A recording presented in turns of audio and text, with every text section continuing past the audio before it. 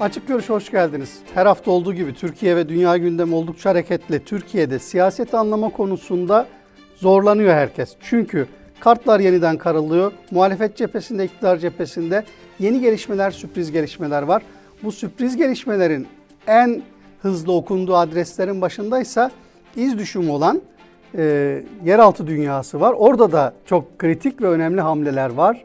Bu stratejik hamlelerle ilgili çok önemli kulis bilgilerimiz, notlarımız var. Onları paylaşacağız. Her hafta olduğu gibi canlı yayında Doğan Ertuğrul ve Adem Yavuz Arslan'la birlikte. Hoş geldiniz. Merhaba, hoş bulduk. Evet, pek çok başlığımız var. Vakit kaybetmeden hemen başlıyoruz. Bu hafta özellikle bir konunun üzerinde ağırlıklı olarak duracağız. Çünkü siyasetin Türkiye'de ilerleme aksına baktığımızda bugünlerde Sedat Peker merkezli bazı kritik gelişmeler var. O kritik gelişmeleri aktaracağım ve o kritik gelişmeler sonrasında bunun Türk siyasetine iz düşümünü konuşacağız. Oldukça önemli bir tespit var. Bu tespiti konuşacağız ve sonrasında baktığımızda 6 ay önceki bir kehanetin şimdi nasıl gerçekleştiğini, gerçekleşme yoluna girdiğini aktarmış olacağız. Önemli bilgiler olacak. Sedat Peker dönecek mi? Dönüşüyle ilgili yaptığı hamle ne? Bunları konuşacağız. Ama bugün Ankara'da yine kritik bir hamle vardı. İmralı-Ankara arasında ipler yine gerildi. Devlet Bahçeli'nin DEM Partisi cephesinden ve Abdullah Öcalan'dan gelen mesajlar üzerine yaptığı açıklamalar var. O açıklamaların nereye isabet ettiği ve ne anlam içerdiği konusunda ilk tartışma başlığımız olacak. Oradan başlayacağız. Ben buradan hemen Doğan Ertuğrul'a birkaç cümleyle Devlet Bahçeli'nin bugünkü Türk Günü gazetesine verdiği açıklamasını sormak istiyorum. Öncesindeki gelişmeleri uzun uzadıya anlatmaktan ziyade takipçilerimiz ve seyircilerimiz konuya önemli oranda hakimler. DEM partililerinin açıklamaları vardı. PKK'dan gelen açıklamalar vardı. Bugün mecliste grup toplantısında konuşması bekleniyordu Bahçeli'nin ama bütçe görüşmeleri olduğu için, komisyon toplantıları da olduğu için grup toplantısı yapılmadı ama dün geceden Türk Günü gazetesine bu mesajlarını verdi ve bugün yayınlandı. Sabah saatlerinde Türkiye o mesajla uyandı. Bahçeli ne dedi Doğan Ertuğrul? Valla öncelikle Bahçeli'nin bugün MHP grup toplantısını yapmaması, orada konuşmamasının işte bütçe görüşmeleri filanla ilgili olmayabileceğini, pekala da Türk Günü'ndeki arkadaşların, işte meslektaşlarımız artık onlar kimlerse ya bizim röportaj boşa düşer bugün konuşmayın da röportaj konuşulsun demiş olma ihtimallerini bence yabana atmamak lazım. Çünkü eğer gerçekten Bahçeli bugün konuşmuş olsaydı çok gerisinde kalabilirdi Türk Günü'ndeki. İşin şakası bir tarafa, Türk Günü'nde büyük bir beklenti yaratıldı. Yani ne diyecek acaba filan diye. Bir şeyler söyledi Bahçeli. Önemli şeyler var arasında ama beklendiği gibi değil. Yani öncelikle şeyi söyleyebilirim. Darbe mekaniğiyle başlayan tartışma, Öcalan'ın darbe mekaniği devreye girer. Çok seviyor Öcalan bu ezberi. Onu Şamil Tayyar'ın yorumladığı biçimde kendisine yönelik parti içerisinden bir darbe olması ihtimalini fasafiso dedi. Ama süreç eğer istenildiği gibi gitmezse çok ağır sonuçları olur herkes için dedi ve Öcalan'ın da muhtemelen çok ağır sonuçları olur herkes için dediğini, bunu kastettiğini söyleyebiliriz. Bu konuda mutabıklar bence. Yani süreç, tamam bunu sürecin ilerlemesi için söylüyorlar muhtemelen aynı zamanda da.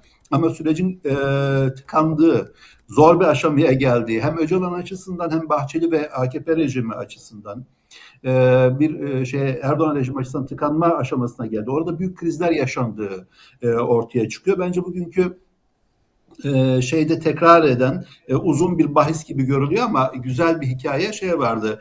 Barzani'nin Türkiye'ye gelip işte silahlı üniformalı askerleri korumalarıyla Türkiye'ye gelmesine Bahçeli olan ayar verdi. Hep öyle olduğu gibi.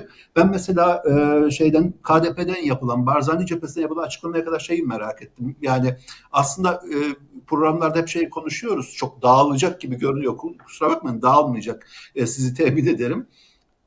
Bahçeli de söyledi. Vay efendim Barzani korumalarıyla silahlarıyla nasıl gelir filan diye. Ve mesela şöyle bir şey yok. Kardeşim bunun sorumlusu kim? Eğer burada bir skandal varsa sorumlusu olması gerekmez mi? Hiçbir sorumlu konuşmuyoruz burada. Valimiz sorumlu, İçişleri Bakanı mı sorumlu, Dışişleri Bakanı mı sorumlu? Vay Barzani nasıl gelir diye üst perdeden konuşuyorsunuz. Sonra Barzani açıklama geliyor. Canım Türkiye'de mutabakatla siz de böyle gidiyorsunuz buraya diyor. Kapatıyor mevzuyu. O nedenle bir sürecin kendisindeki çıkmaz ve kavga eşiği bence dikkate alınmalı. Önümüzdeki günlerde süreci Türkiye'yi yeni bir çatışma ortamına sürüklenmesi ihtimali bağlamında çok zor günler bekliyor. Bahçeli de diğer taraftan şeyi söyleyebilirim. Yani uzun uzun konuşulabilir. Ama benim Bahçeli'nin açıklamalarında dikkat çekici bulduğum ikinci şey, hani malum yine süreçle ilgili olarak Bese Hozat Kod adlı KCK üst düzey yöneticisi, ne affı kardeşim, suç mu işledik biz demişti. Bahçeli aslında kendi tabanına öncelikle efendim biz PKK'ya af çıkarmıyoruz diyor bir taraftan. Diğer taraftan da bence PKK tabanına ve PKK'ya, Bese Hozat'a başta olmak üzere, ya zaten af gündemde değil. Sakin olun, sizin için özel düzenleme yapacağız mesajı veriyor. Yani orada asıl mesajın tabanından çok ben PKK'ya olduğunu düşünüyorum. Düşünün ki aman af gündemde değil, af söz konusu değil deyip özel yasa çıkarmayı düşünüyorlar. Malum Bahçeli her konuşmasında birçok mesajı birden verir. Ben bugünkü o Türk Günü'ndeki röportajında öne çıkan konuların bunlar olduğunu düşünüyorum. Evet, yani daha açacağız konuyu çünkü açılmaya muhtaç. Buradaki açıklamanın perde arkasına hedefini gittiği noktaları görmek gerekiyor. Çünkü çok bence önemli bir kırılma noktası süreç açısından. Abdullah Öcalan'ı meclis heyetinin ziyaret etmesi gibi devamında yaşanan bu tablo önemli bir mesaj içeriyor. Adem Yozarsan birkaç cümleyle böyle hani bir flash bir yorum yaparsan başlangıç için Bahçeli'nin bu sözleri ne anlama geliyor, bugünkü çıkışı, sonra açacağız tabii detayları. Evet, ya çok fantastik bir röportaj benim açımdan. Şöyle ki, ya Bahçeli PKK'ya ayar veriyor. İmralı'ya sadakatinizi gösterin diyor. Ya bunlar çok normal şeyler değil. Ya bunlar normalde bir siyasi jargonda, siyasi literatürde görülecek şeyler değil. Gerçekten sıra dışı günler yaşıyoruz. Bu da onlardan bir tanesi. Mesela belki ilerleyen bölümlerinde vardır ama Bahçeli'nin ilk günkü röportajında bir tane Erdoğan yok, bir tane AKP yok, bir tane Cumhurbaşkanı yok. Hani çok normal değil bunlar. Yani röportajın içerisindeki her kelime özenle seçilmiş ama olmayanlara baktığınız zaman sanki Erdoğan'dan, AKP'den, koalisyon ortağından bahsetmeyerek bir devlet vurgusu var. Yani bir amiyane tabirle ya bu iş Erdoğan'ı da aşıyor. Erdoğan'ın da üzerinde bir yapı var mesajı veriyor. Öbür taraftan bayramlık ağzımı açtırmayın diyen üslup da, yani tehditvari söylemler de hayli enteresan. Yani ben bu röportajı özellikle yazılı vermelerini de hani daha böyle grup konuşmalarında, çünkü grup konuşmalarının doğası hani yarım saat 40 dakika konuşurken ne kadarı yansır, nasıl yansır, bölük pörçük gider mesajı kaygısı güttüklerini düşünüyorum. Çünkü yazılı vermeleri, özellikle yazılı vermeleri ve bunu önceden duyurmaları da bir politika değişikliğinin sinyali olarak yorumluyorum. Yani Bese Hozat'ın ifadelerine ya da işte adını daha önce çok duymadığımız iki PKK yöneticisinin Ajans France Presse, ki Ajans France Presse deyince de hep aklıma Mustafa Özer örneği gelir. Daha önceki ajanlık hikayesi enteresan bir hikayeydi ve o konuda arada kaynadı gitti. Ve böyle bir denklemde ben Bahçeli'nin bu sözlerini önemsiyorum. Yani çözüm süreciyle ilgili önümüzdeki günlerde belki de istenmeyen bir takım şeyler yaşanabilir. Yaşanırsa da bunun sinyallerini buradan görüyoruz. Bence satır aralarında çok daha üzerinde düşünmesi gereken ayrıntılar var Bahçeli'nin konuşmasında. Yani o zaman girelim, yani şey yapmadan, bağlamından kopmadan, satır aralarında senin dikkatini çeken, ilk göze çarpan. Yani şimdi mesela valiliğin işin içinde olduğu Cizre'deki işte Barzani meselesiyle alakalı detaylarına girip baktığımızda az önce söylediğin gibi hükümete, iktidara, saraya tek cümle yok. İşin esas sorumluluk noktası orası değil mi yani? Orada yaşanan Şimdi tabloda. şöyle, Bahçeli'nin röportajıyla Cizre'yi ayıralım. Cizre dediğiniz lokal bir hadise ama genelde bir şeyi yansıtıyor Cizre. Hani eskiler katı rical derler ya, devlet adamı eksikliği. Ya çok basit bir protokol kuralıdır. Dışişleri Bakanlığı'nda ya da Dışişleri personelinde ya da mülkiyede öğretilen 101 diye bahsedilen temel giriş kitaplarında vardır bu. Diyelim ki bilmiyorsun. Hani Türkiye'de maalesef liyakatsızlık geçer akçe. Diyelim ki bilmiyorsun. Ya yapay zekaya sor. Protokol kuralları, yabancı bir ülke lideri geldiğinde koruma protokolleri nedir diye sor. Hiçbir şey bilemiyorsan ya bir gazeteciye sor ya. Bu yabancı liderler geldiğinde ne oluyor diye. Ya hepimiz yıllardır bu işi yapıyoruz değil mi? Mesela siz Obama'nın ya da daha sonra Biden'ın ya da şu an Trump Türkiye'ye gelmedi mi? Evet. Yani bu liderlerin Türkiye'ye gittiği zaman Barzani'nin korumaları gibi uzun namlulu silahlarını gördünüz mü? Göremezsiniz. Protokol kuralları gereğince yapılmaz bu. Çünkü korumalar tabanca taşırlar, bunu da göstermezler. Uzun namlulu silahtakiler uzak mesafelerde gözcü görevi yapar. Ya protokol açıktır. Şimdi bunu bilmeyen bir vali ya da bunu önemsemeyen bir devlet anlayışı sebebiyle kriz çıkıyor. Yani burada mesele Barzani olması değil. Bu çünkü bütün devlet protokollerinde böyledir. Basit bir kuralı işletemeyen, iş bilmez insanların neden olduğu bir sıkıntı. Başka bir şey değil. Ya Yani Adem, orada ben pek öyle olmadığını düşünüyorum şundan dolayı. Yani ne gibi? Barzani'nin Türkiye'de bir toplantıya katılması Dışişleri'nin rızası alınmadan, MİT'in rızası alınmadan, nasıl geleceği, nereye gideceği, İçişleri Bakanlığı'nın rızası Adem'in alınmadan kastettiği valinin o değil ama. inisiyatifiyle olabilecek bir şey değil yani. Koruma tedbirleriyle Hayır, alakalı ben söylüyor. Adem'in ben kastettiği o şeyi değil. kastediyorum. Hayır ama silahlı, Barzani üniformalı askerlerin geleceği valinin inisiyatifine bırakılmış bir hikaye olamaz bence. ama Yani o şöyle nedenle ifade edeyim. Şimdi Yani şimdi Papa'nın geldiği sürece de baktığınızda, başka devlet adamlarının ya da eski yeni devlet adamlarının ülkeye geliş ziyaretlerine baktığınızda farklı farklı bu anlamda koruma alarmına geçiyor emniyet. Ona göre bir tedbir alınıyor. Ona göre düzenlemeler yapılıyor. Bunların hepsi bir literatürü var bunun, bir karşılığı var, teamülleri var. Oradan yürüyor. Yani buradaki Barzani'nin ziyareti, oradaki konuşmalar, yapılan program meselesinden ötesinde eğer bir sorumlu aranacaksa, tartışılacaksa bunun gideceği adres oradaki valilik ya da Dışişleri Bakanlığı mı demek istiyorsun Adem Uzarsan? ya, hayır, benim kastettiğim şey şu abi. Bakın şimdi Mesut Barzani'nin Cizre'ye gelmesi, Silopi'ye gelmesi normal. Burada bir anormallik yok. Hem tarihsel bağları, hem akrabalık bağları, hem dini bağlar vesaire. Burada bir anormallik. Hiçbiri olmasa bile bir konferansa gelmesinde bir anormallik yok. Ama bu programı organize ederken valilikte yapılan koordinasyon toplantısında bunun güvenlik ayağının oradaki güvenlik bürokratları tarafından gündeme getirilmesi ve bunun koordine edilmesi, bunun da dışişleri üzerinden muadili ülkeye bildirilmesi gerekir. Çok basit prosedürel bir işlem. Bunu böyle ya gelsinler de kriz çıksınlardan ziyade iş bilmemezlik olarak yorumluyorum.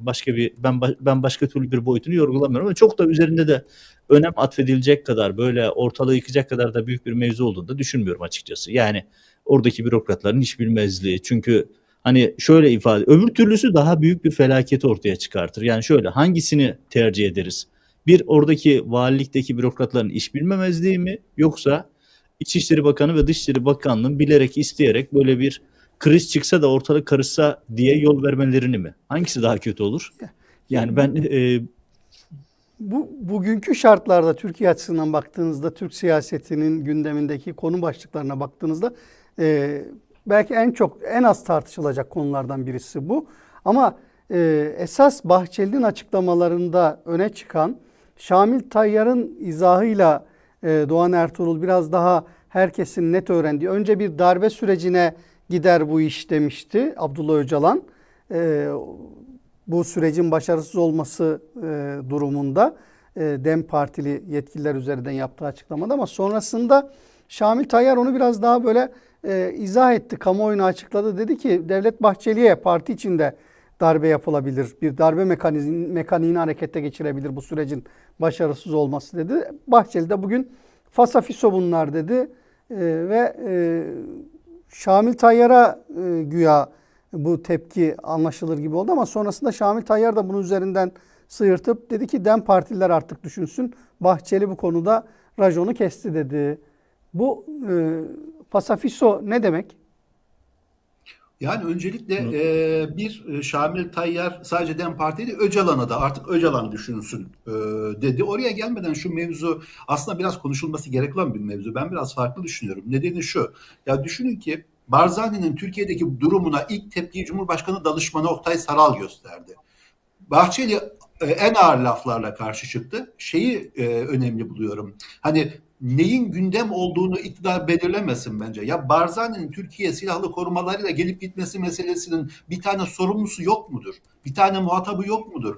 Bu muhatabın validen ibaret olmayacağını bence Adem o nedenle söylüyorum. Barzani cephesine yapılan açıklama var. Diyor ki aramızda mutabakat var böyle gelip gitme konusunda. Türkler de, Türk yetkililer de gelirken silahlı askerlerle geliyorlar zaten diyor. Biz mutabakata uygun davrandık diyor. Anlatabiliyor muyum?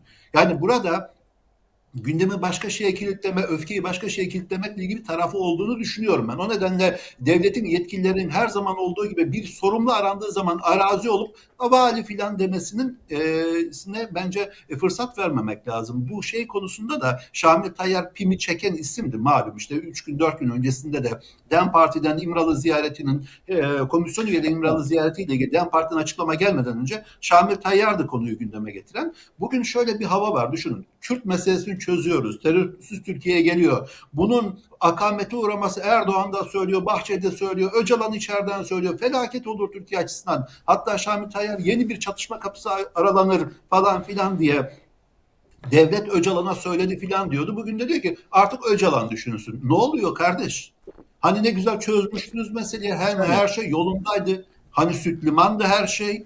Orada bir kriz olduğunu, net bir kriz olduğunu bence görmek gerekiyor. Öcalan da düşünsün aşamasına gelinmişse Öcalan düşünür. Öcalan'ın düşündüğünü muhtemelen bir kazanım sonrasında üstelik. Yani komisyon üyeleri İmralı'ya Öcalan'ın tırnak içine ayağına gittikten sonra çıkıp mesaj uzatıyor ki ne affı kardeşim biz suç mu işledik ki diyor. O nedenle bunu bir Öcalan ve PKK cephesinde diğer taraftan iktidarın paydaşları arasında bu konuda bir kriz olduğunu, çözüm sürecinin şu anki çözüm sürecinin adına onlar öyle demiyorlar ama yeniden bir çözüm süreci ya da İmralı süreci bence en doğru ifadelendirme olur. Bir kriz yaşadığını bence görmek gerekiyor. O nedenle Adem'in dikkat çektiği şey önemli. Bu meselede bunca şey olduktan sonra Bahçeli'nin Erdoğan ya da Cumhur İttifakı güzellemesi yapmadan bitirmiş olması o söyleşiyi manidar. Arada bir kriz alanı var. O kriz alanı bence sadece hep bildiğimiz ve konuştuğumuz gibi Bahçeli ile Erdoğan arasında değil, üzerine titredikleri sözüm ona.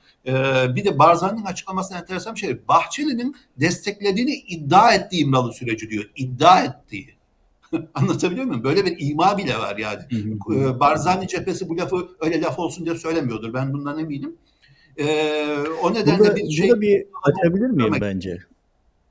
Şöyle bir açma, fikir teatisinde bulunalım, sesli düşünelim, biraz beyin fırtınası yapalım. Şimdi eğer yanlış anlamadıysam Doğan'ın perspektifinden, Barzani'nin uzun namlulu korumaları göstere göstere geldiğinde devletten bir güç merkezi bunlar gelsin ve buradan bir hassasiyet oluşsun mu istiyordu sizce? Bence kesinlikle böyle bir şey var. Yoksa O zaman Barzani'nin kendi... Evet.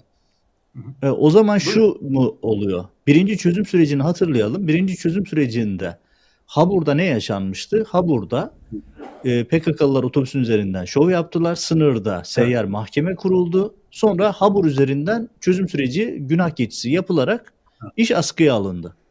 Aynı pratiği tekrar mı ediyorlar bu durumda? Yani tekrar etme aşamasına gelir mi bilmiyorum ama çözüm sürecinin, İmralı sürecinin böyle kriz yaşadığı, yani Barzani ziyaretinden önce bile inanılmaz böyle darbe mekaniği filan laflarıyla sürecin krizini konuştuğumuz bir dönemde Bahçeli'nin direkt olarak Barzani'yi hedef alması, Barzani'nin silahlı korumalarıyla gelmesi, silahlı korumaların fotoğraflarının her yerde yayınlanmasının bir şey olabileceğini, bir göz yumma, bir böyle gelişmesini istemekle ilgili olabileceğini düşünüyorum. Şu net, Ankara'da birilerinin bu sürecin bir şekilde işte akamete uğraması ya da kendi istedikleri şekilde gelişmesini istediği çok açık. O nedenle söylüyorum, Barzani'nin, düşünün ki iktidarla Erdoğan rejimiyle ilişkisi, yakın ilişkisini düşünün. Yani kişisel ilişkilerini düşünün. Silahlı korumalarıyla gelecek, gösteriler yapacak böyle filan ve bu Dışişleri'nin, Milli İstihbarat'ın, İçişleri Bakanlığı'nın bilgisi dışında ya da şey olacak. Orada bir karışık bir alan var bence.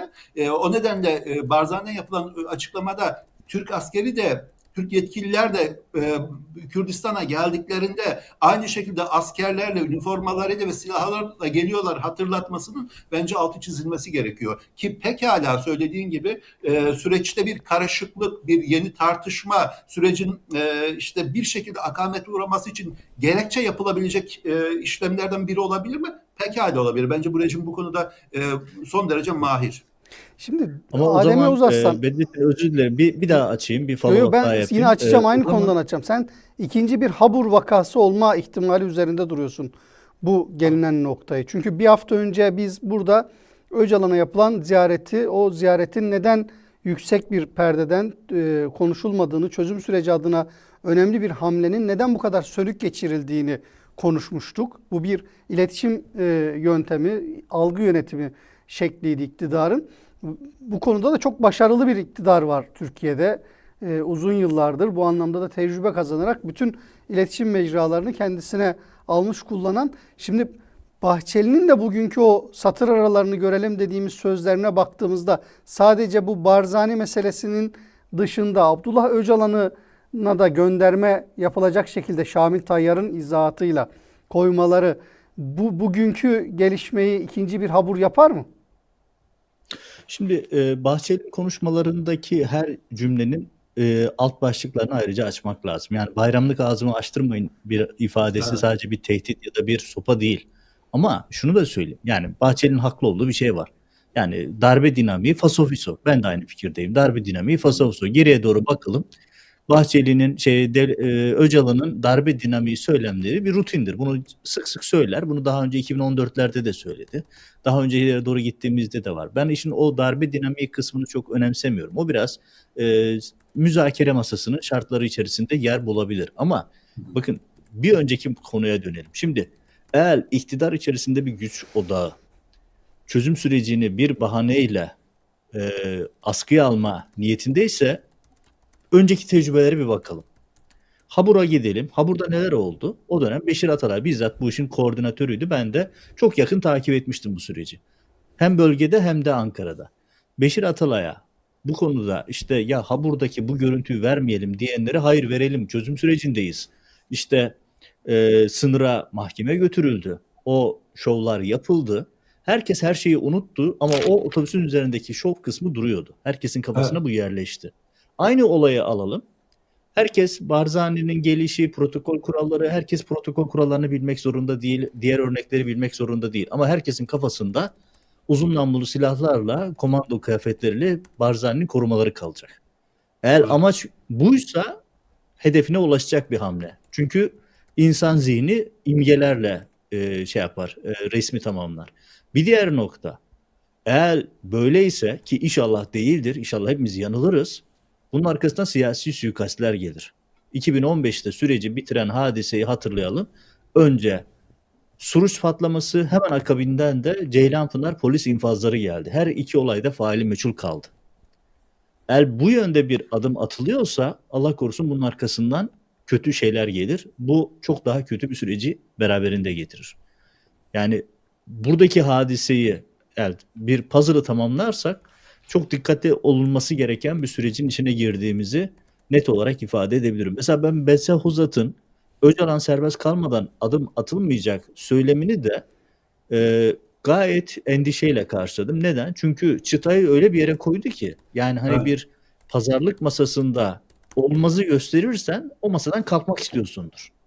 Yani bir pazarlık hani araba alıyorsun adam 10 bin lira koymuş fiyatına ben diyorsun ki buna 1000 lira veririm. Yani bu iş olmaz. Yani oradan kalkmak meselesidir. Hani bir şey yapıyorum, ironi yapıyorum. Yani ben mesela çıtayı o kadar yükseğe koydu ki buradan endişeliyim. Bu da başka bir şey. Acaba birileri de Kandil cenahından bu işi başka türlü mü götürmeye çalışıyor? Bu noktada bakın iki şeyi tekrar geriye döneceğim. Uzatıyorum ama Türkiye tarihindeki en temel noktalardan bir tanesi şu. Defterler kapatılmadığı için o defterlerden sürekli problem akıyor. Ne gibi? İki tane olayı hatırlatayım. Birinci çözüm süreci içerisinde o az önce Ajans France Presse Mustafa Özer örneğini hatırlattım. Birçok izleyicimiz konuyu bilmiyordur. Kısaca özetleyeyim.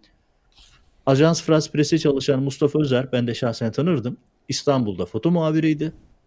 Bir MİT'le anlaşarak bir ajans kuruyorlar. O ajans üzerinden MİT onu Kandil'de görevlendiriyor. Kandil'e gidiyor da istihbaratın istediği gibi, bakın haberci anlamda değil, istihbaratın istediği gibi fotoğraflar çekiyor, bunları MİT'e veriyor.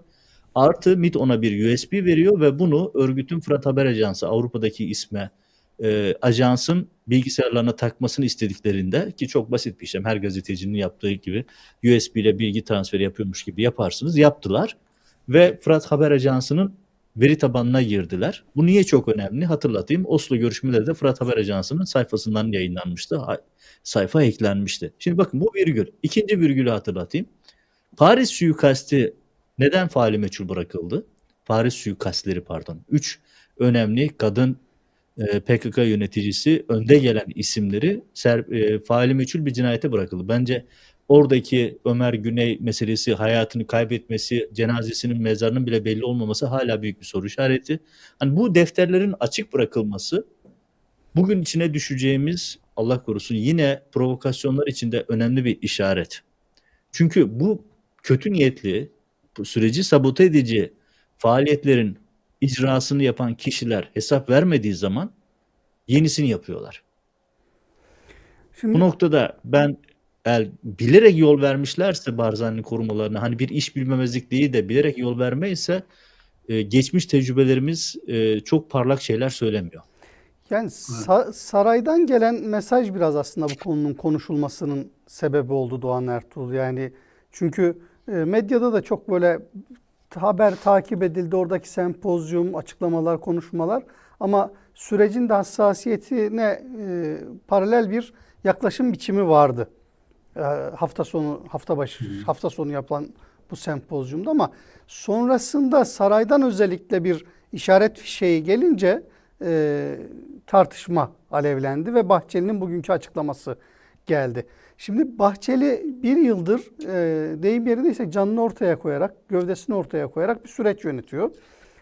Ve bu sürecin özellikle meclis heyetinin İmralı'ya gidip Abdullah Öcalan'la görüşmesi konusunda da ortaya koyduğu performans malum, kendisinin dar ağacına çekilebileceğine kadar bir net duruş ortaya koydu.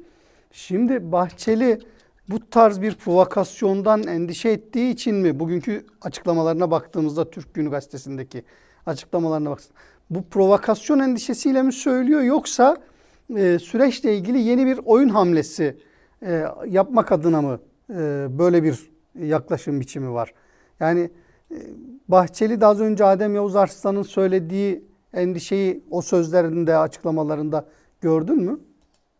Valla şöyle, öncelikle Bahçeli ve Bahçeli'nin devlette temsil ettiği klik diyeyim, provokasyondan endişe edecek bir klik değil. En çok provokasyondan endişe ediyoruz laf ettiklerine, bir provokasyon hazırlığında olduklarını düşünmemek için bir neden yok. O klik öyle bir klik çünkü. Yani herkes provokasyondan endişe ediyor. Provokasyonu kuranlar da provokasyondan endişe ediyor. Ben Bahçeli'nin bir provokasyon endişesi olduğunu hiç düşünmüyorum. Böyle bir durum olsa bile. Çünkü dediğim gibi yani o klik başka bir klik. Başka şeye benzemiyor. Devlet içerisindeki daha pasif kliklere benzemiyor. Burada Bahçeli'nin mesela şeye de çok uzuyor gibi görünüyor, ama bence altını çizmemiz gerektiğini düşündüğüm için söyleme ihtiyacı duyuyorum. Mesela Beste Hozat'ın lafına verdiği tepkiye bakın. PKK'dan yapılan diğer tepkilere bakın. Açıklamalara verdiği tepkilere bakın Bahçeli'nin. Şu ana kadar PKK'dan genel olarak daha ılımlı diyebileceğim, iktidarın da hoşuna gidebilecek, gönlünü okşayabilecek tepkiler geliyordu. O tepkiler gelmedi. Beste Hozat'ın tepkisine, işte suç mu işledik kardeşim, Öcalan çıkmadan olmaz tepkisine, Bahçeli olabilecek en yumuşak tepkiyi veriyor. Suçtur muçtur diyor, ama zaten size af filan vaat etmedik diyor. Barzani konusunda da en sert ifadeleri kullanıyor. O nedenle Barzani cephesinden de açıklama geldi. Ben o nedenle şeyi önemli buluyorum. Yani tabii ki dileyelim ki öyle bir şey olmasın, ama Ankara'da birilerinin, işte rejim içerisindeki birilerinin, rejimin bileşenlerinin daha doğru ifadeyle süreçle ilgili farklı ajandaları olduğu çok belli ve eğer bu süreç bitecekse, net olarak söyleyeyim, Bahçeli bitirirse bu süreci bitirir.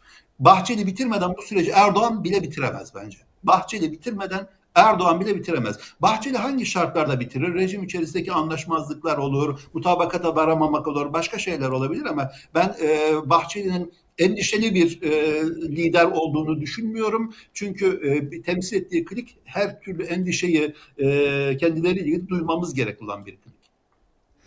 Yani şimdi bir süreçle alakalı ortada sarayın bir yaklaşım biçimi var. Erdoğan'ın. Daha doğrusu stratejik bir muğlaklık var orada. Net bir tavır da yok aslında. Ağzı dolu dolu açıklamalar da yapmıyor ama bu süreci desteklediğini, sonuna kadar arkasında olduklarını, bir akılla bu işin yürüdüğünü, devlet aklıyla yürüdüğünü zaman zaman çok böyle zaruri durumlarda ifade ediyor.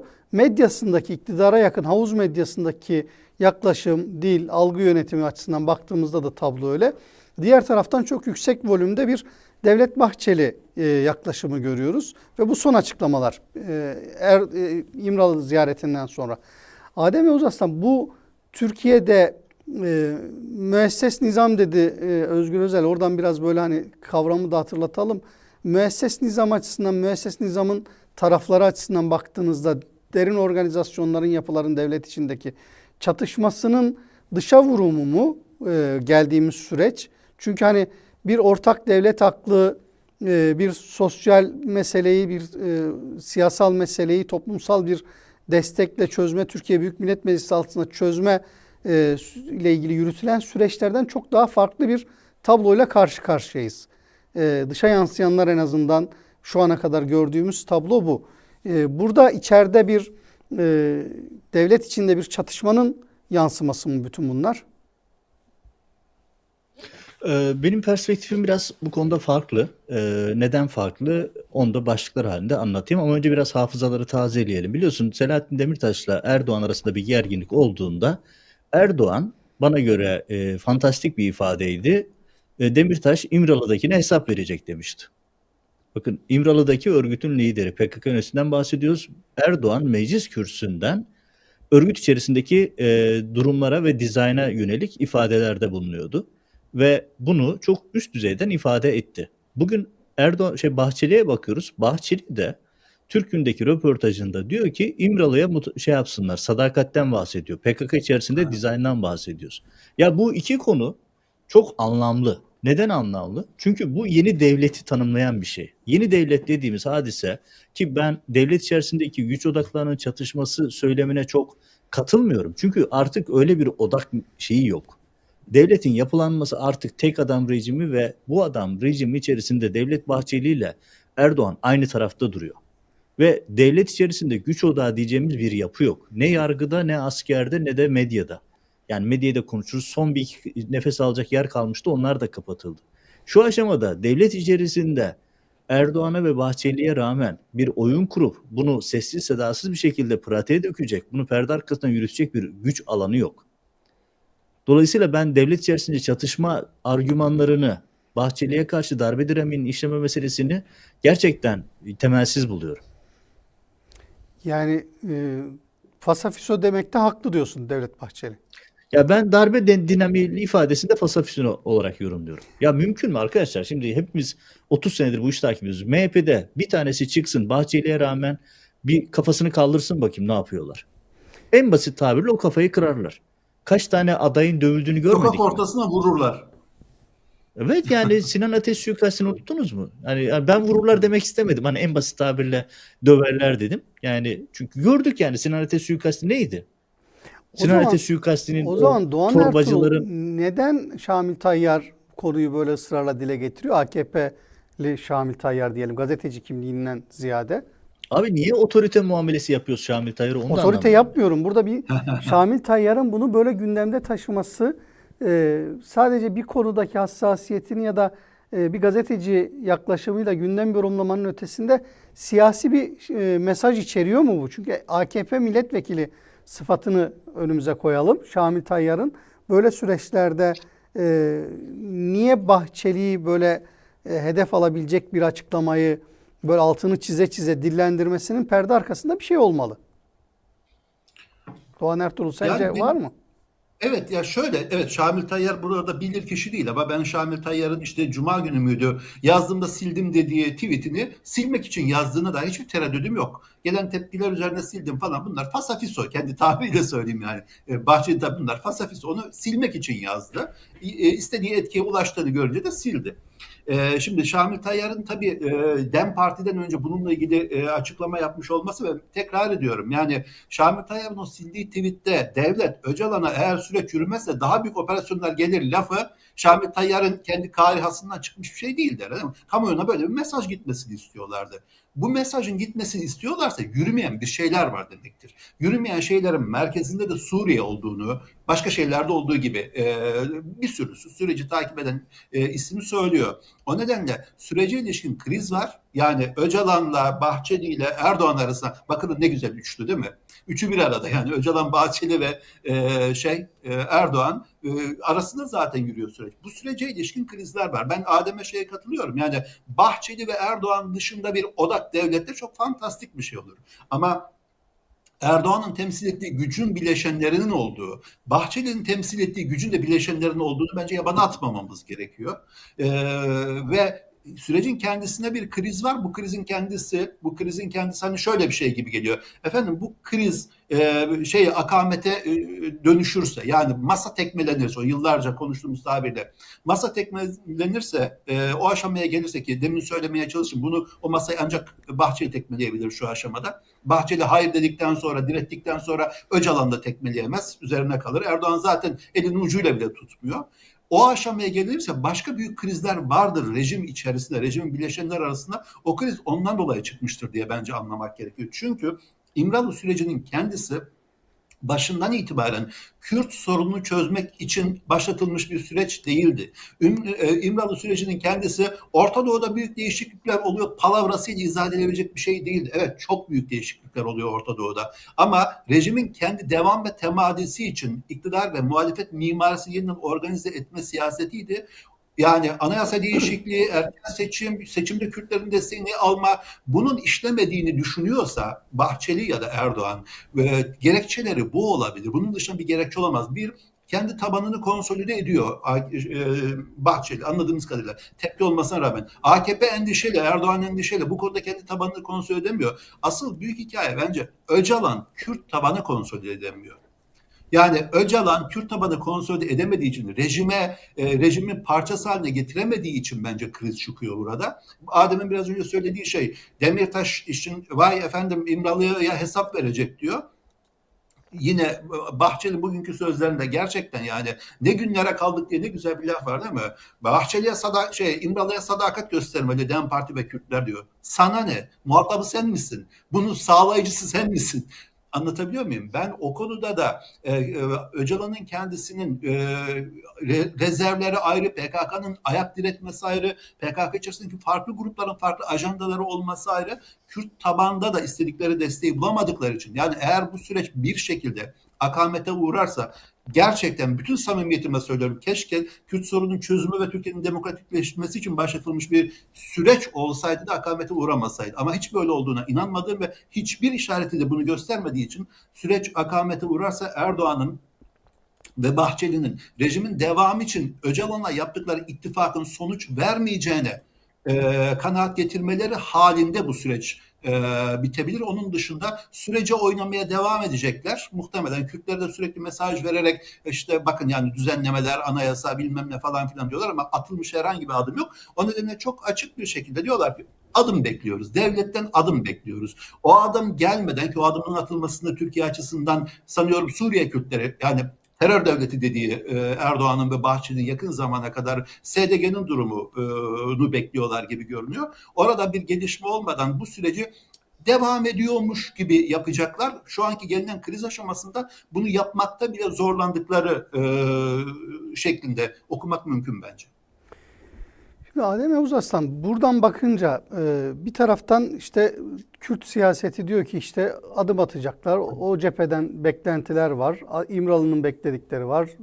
Birçok kesim beklenti içerisinde. Ama o beklenen adımlar bir türlü gelmiyor. Bugün Devlet Bahçeli de af maf yok diyerek de böyle çıtayı da bir yere çıkardı artık yani baktığında. Ama şöyle bir ilerleyiş var Türkiye açısından baktığımızda. Bunlar siyasetin böyle hani kendi doğasının, tabiatının içerisinde alışkın olmadığımız yaklaşım biçimleri. İşte bütün o sürecin kilitlendiği isim MHP Genel Başkanı Devlet Bahçeli. Ama Devlet Bahçeli'nin de böyle bu konulardaki yaklaşım biçimi diğer çözüm arayışının tarafları, masanın tarafındakilerle çok zıt ve bu zıtlıktan bir çözümün, çarenin çıkması beklentisi. Bu biraz tuhaf değil mi? Yani bu sürecin en önemli açmazı değil mi? Yani bir sabah kalkıyorsunuz işte ya da bir grup toplantısında Devlet Bahçeli diyor ki bu süreç ilerler, ben gerekirse dar ağacında can vermeye hazırım diyor. Üzerinden çok bir zaman geçmiyor, bir hafta geçiyor. Bu defa grup toplantısında değil ama bir gazete köşesinde onlara af maf yok diyecek kadar böyle bir şeye gidiyor. Yani neticede PKK'nın temsilcilerinin bu yönde açıklamalar yapabileceği, bu cümleleri kurabileceği beklenen bir gelişme bu süreç açısından. Yani işte Barzani meselesini konuştuk, Cizre'de yaşananları. Bu süreçte daha önceki tecrübelerden hareketle önümüze çıkabilecek ihtimaller bunlar. Bu ihtimallerin satın alınmış olması ve buna göre hareket ediliyor olması gerekiyor ama Bahçeli'nin özellikle bugünkü açıklamasına baktığın zaman bir tuhaflık burada görmüyor muyuz? Yani bugün grup toplantısını bahane edip bütün bu tartışmaları, daha doğrusu mecliste grup toplantısının olmamasını bahane edip bütün bu tartışmaları rafa kaldırabilirdi. Fakat bu mesajı vermeyi seçti. Burada sen bir gariplik seziyor musun?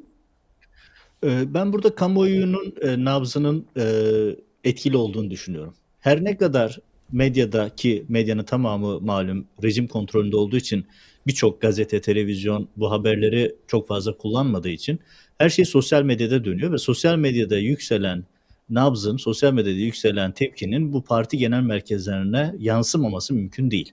Yani insanlar bunu tepki görünce Bahçeli de cevap vermek zorunda kalıyor ya da tepki göstermek zorunda kalıyor. Çünkü sadece Cizre görüntüsü değil, yani son günlerde PKK'dan gelen üst üste gelen açıklamalar. Sonra Mezopotamya Haber Ajansı'na Gülistan Koçyiğit'in her şeyi en baştan oturma düzeninden hitaplara kadar her şeyi detayıyla açıklaması gibi konular üst üste gelince Bahçeli'nin böyle bir röportaj vermesi kaçınılmaz oldu. Çünkü hani tabiri caizse gaz birikmesi oluştu. Bunlarla ilgili ben çok da şaşırmıyorum bu tip açıklamaların gelmiş olmasına. Sürecin doğasında bunlar olabilir. Burada kritik olan, belirleyici olacak olan nokta şu.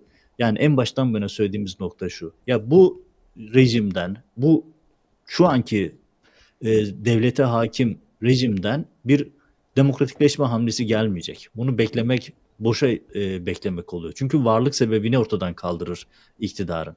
Sorun şu, düğüm haline gelen, kör düğüm haline gelen konu şu. Ya demokratikleşme adımı atamayacak bir iktidar Kürt sorunu nasıl çözecek?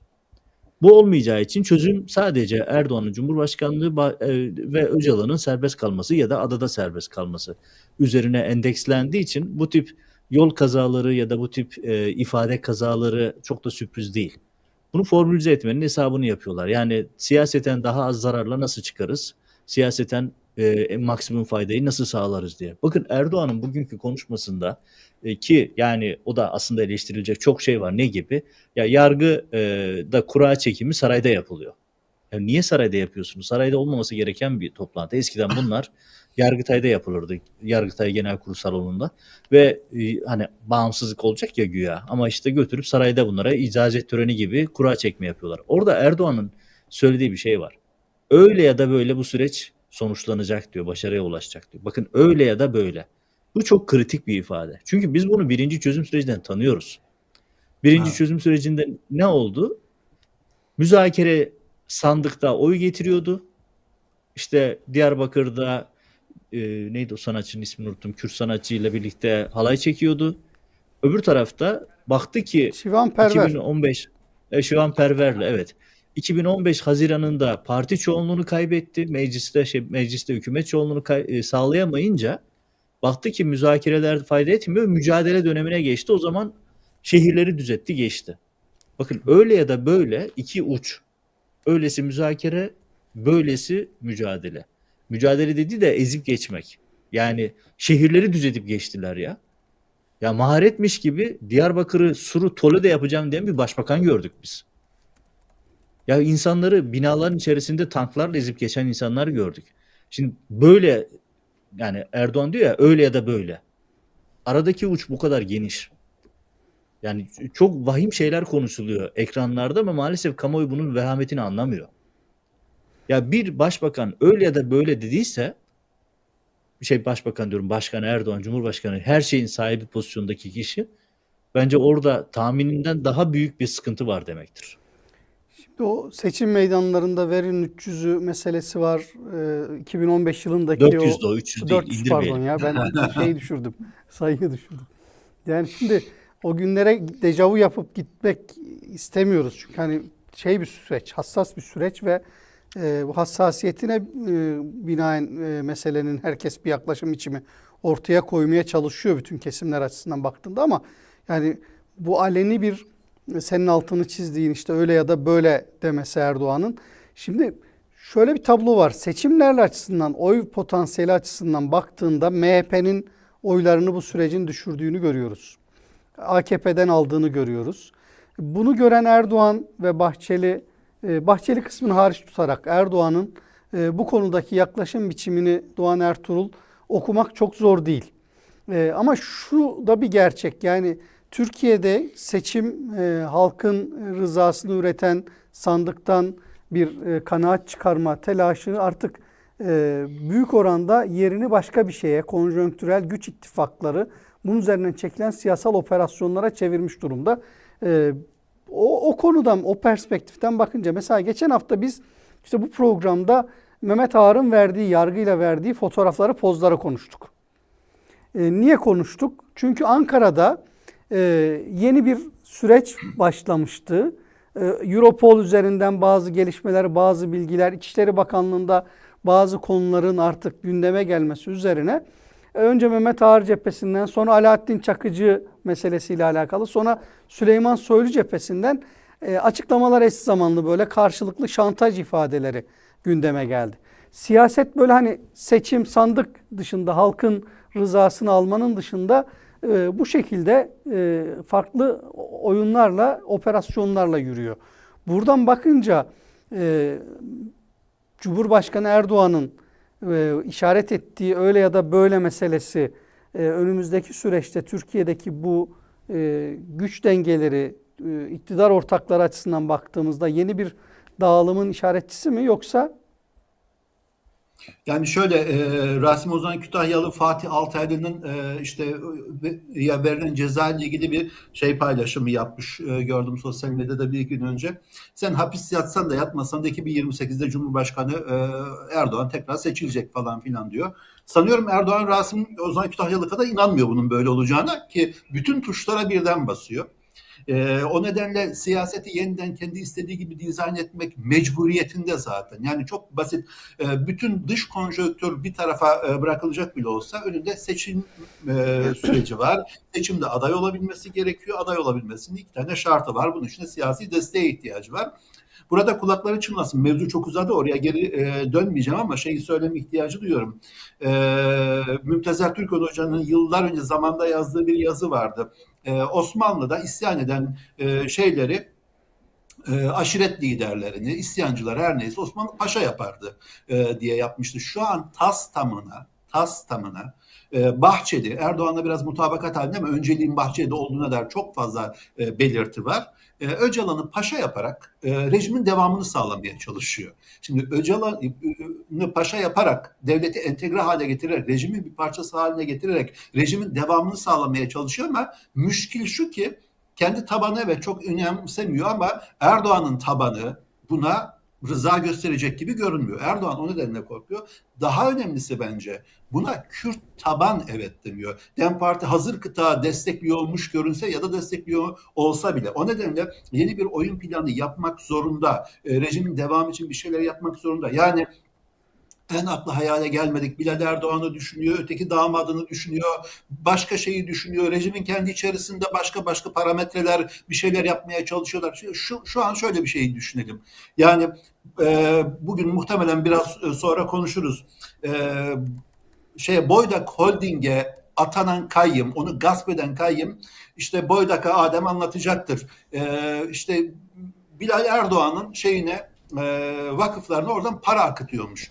Bundan daha dikkate değer bir şey var. Diyor ki ya holdingde babadan oğula geçiyor da niye siyasette babadan oğula geçmiyor? Bilal Erdoğan'a geçsin diyor. Şu an Türkiye'de herhangi bir aktörün, siyasi aktörün, orta küçük ölçekli aktörler dahil Erdoğan sonrası ne olacak hesabı yapmama ihtimali yok zaten. Bu siyasetin doğasına aykırı. Gördüğümüz her şey bununla ilgili. Bize anlatılan, bizim görmemiz gerektiğine inandıkları, bize göstermek istedikleri, daha doğrusu tabloyu bir tarafa bırakalım. Böyle olması çok normal. 20 küsur yıl sürmüş bir iktidar ve 10 yıldır tek adam rejimi var ve bunun nereye gideceğine dair Erdoğan'ın kendisinin bile kazanmasının şüpheli olduğu bir seçim varken kendisinden sonrası adayı, oğlu, damadı, kızı, gelini her neyse öyle belirlemeye çalışıyor. Hesaplaşmanın bununla ilgili olduğu çok belli. Ve bütün taşlarda, evet, yani düşünün ki yahu bu ülkede 50 yıldır Mehmet Ağar var. 50 yıldır var Mehmet Ağar, yani her yerde var, her şekilde var. Fragman yapayım. Birazdan geleceğiz. Ben kapağı atınca siz de söylediniz. Dediniz ki evet, ne alaka biz bu konuyu konuşacağız. Birazdan açacağım onu. O yüzden hani Sedat Peker, Mehmet Ağar, Alaaddin Çakıcı üzerinden Türkiye'deki fotoğrafı, siyaseti, iz düşümünü görüyoruz. Onu birazdan açacağız, konuşacağız. Çok ilginç, orada benim anlatacağım kulisler var. Katılırsınız, katılmazsınız. Sonra biraz da onu tartışırız. Farklı bakış açıları belki ortaya çıkabilir. O yüzden hani Türkiye'de 50 yıldır aslında çok da değişen bir şey yok. Aynı aktörlerin etrafında dönüp dönüp duruyoruz. Ve gündemi bunların üzerinden okuyoruz. Az önceki gelen görüntüde biraz da onun altını çizerek Doğan Ertuğrul, senin de oradan yorumlamanı, Adem Yavuz Arslan'ın da devamını isteyeceğim.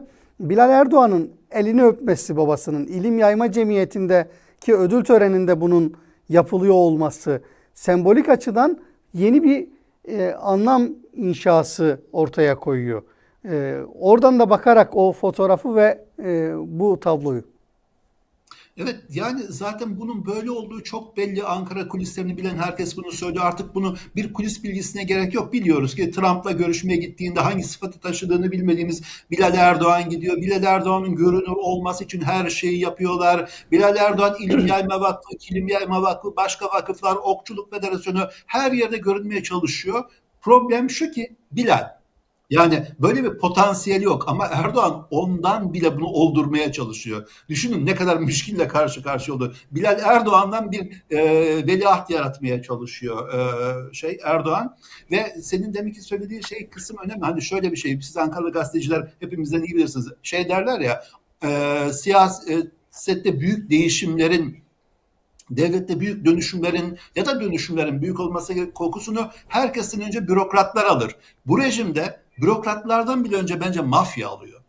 Neler olup biteceğini bürokratlardan önce mafya o kokuyu alıyor. Sedat Peker alıyor, işte Alaaddin Çakıcı alıyor, başka mafya liderleri alıyor. Çünkü defalarca konuştuk bunu. Rejimin kendisi mafyalaşmış olduğu için, bir mafya rejimi olduğu için o nedenle Bilal Erdoğan'a yatırım yapmak istiyor. Hani tabii şeyi bilmiyoruz.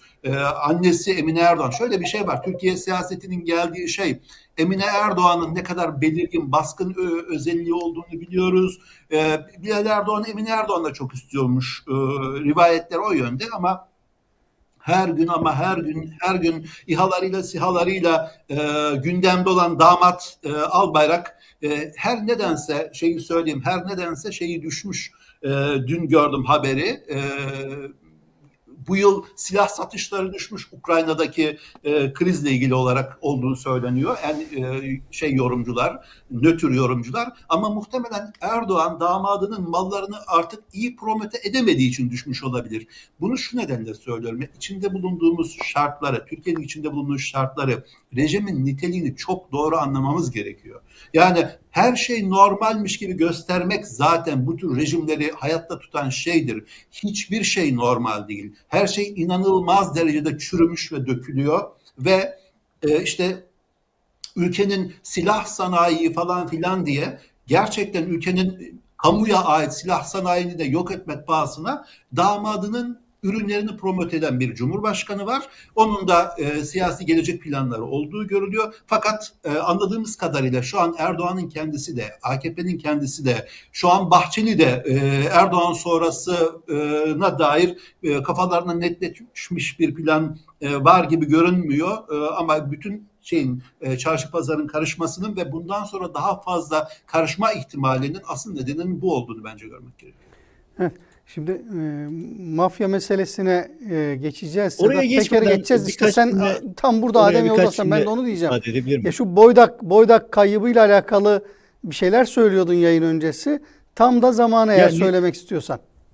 Ya şöyle, Alparslan Baki Ertekin, yani Bilal Erdoğan'la böyle esas duruşta bir fotoğrafı var. Reci bulup koyabilirse onu da gösterebiliriz. Ya adamlar o kadar pervasız ki, hani eskiden merhum Sırrı Süreyya Önder çok söylerdi. Ben de Ankara'da çok duyardım. Allah utandırmasın diye AKP'liler kendi aralarında çok söylerler. Hani bu biraz da böyle Hani işte, hani şey, böyle nasıl söyleyeyim, hani bırakın işin şeriatını, takva boyutunu göstermek için Allah utandırmasın falan.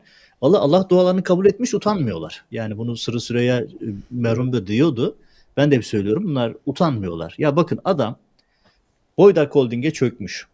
Aynı şey Dumankaya'da, Nakiboğulları'nda, İpek'te, Koza Holding'de hepsinde oldu. Şirketi yağmalamışlar, ismini değiştirmişler. Düşünsenize ya, Boydak Holding'in ismini değiştiriyor. Yerine ne diyor? İşte Anadolu Holding yapıyor. Bir de böyle Erciyes Anadolu Holding. Oraya kayyum atıyorlar. Kayyumlar şirketleri yağmalıyor. Yandaşları ihya ediyor. Ya bakın, İpek Holding'in kasasından Sabah gazetesindeki maaşları ödedi adamlar. İpek Holding kasasından 15 Temmuz propaganda videoları çektiler. İpek Holding'in kasasından başka neler yaptılar, neler. Ve şimdi adam diyor ki, bakın ifade aynen şöyle. Alparslan Baki Ertekin. Diyor ki tabii ki TÜRGEV'e para veriyorum. Tabii ki Attım TÜGVA'ya ben para fotoğrafı. veriyorum. Gelirse arkadaşlar seviniriz. Evet. Tabii ki TÜGVA'ya para veriyorum. Tabii ki ilim yaymaya para veriyorum. Tabii ki vereceğim. Başkasına mı vereceğim? Kimin parasını kime veriyorsunuz Sayın Ertekin? Tabii bir de öyle sayın övünerek anlatıyor ki Bilal'e, çünkü bunların üçü de Bilal. Üç vakıf da Bilal'in vakfı. Ailenin vakfı. Ve Bilal'i işte veliaht olarak sunduğu için işte devamında onu söylüyor. Yani babadan oğula geçiyorsa devlete de geçsin diyor. Açıkça söylüyor fikrini. Ya sadece bakın, bütün karartmaya rağmen 2021 yılındaki rakam şu. Bu 3 vakfa verilen bağış 66 milyon lira. 3 vakfa. Bu bilinen. Ya siz kimin malını kime peşkeş çekiyorsunuz? Ve bu nasıl bir yağma düzenidir? Şimdi Türkiye'deki birçok kavganın temeli aslında bu yağma düzeni. Bu ailenin saltanatı sürsün diye yapılan hikayeler. Burada bir şey daha hatırlatayım. Ya birinci Habur çözüm süreci de Habur'da ve şimdi bir şeyler ters giderse, iktidarın şöyle bir açmazı var yalnız bu sefer. Günah keçisi yok. Hani birinci Habur'da İsrail, veya İsrail. şimdi bir, İsrail. Yeni ama günah İsrail'e keçisi bu kadar İsrail şey olacak. yapamaz. Abi bak, hiçbirisi cemaat kadar kullanışlı değil. Yani her bir şeyi yapıp cemaate mal etmek kadar kullanışlı olmaz. İsrail meselesi dış politikada belki bir işe yarar. Bence hemen bir günah keçisi bulmaları lazım. Çünkü bir şeyleri bozacaklarsa birini üzerine yıkmaları gerekiyor. Bu açıdan yani ben tekrar bu Anadolu Holding, yani Boydakların yağması meselesindeki pervasızlığı söylüyorum. Bakın, 66 milyon lira 3 tane vakfa verilen para.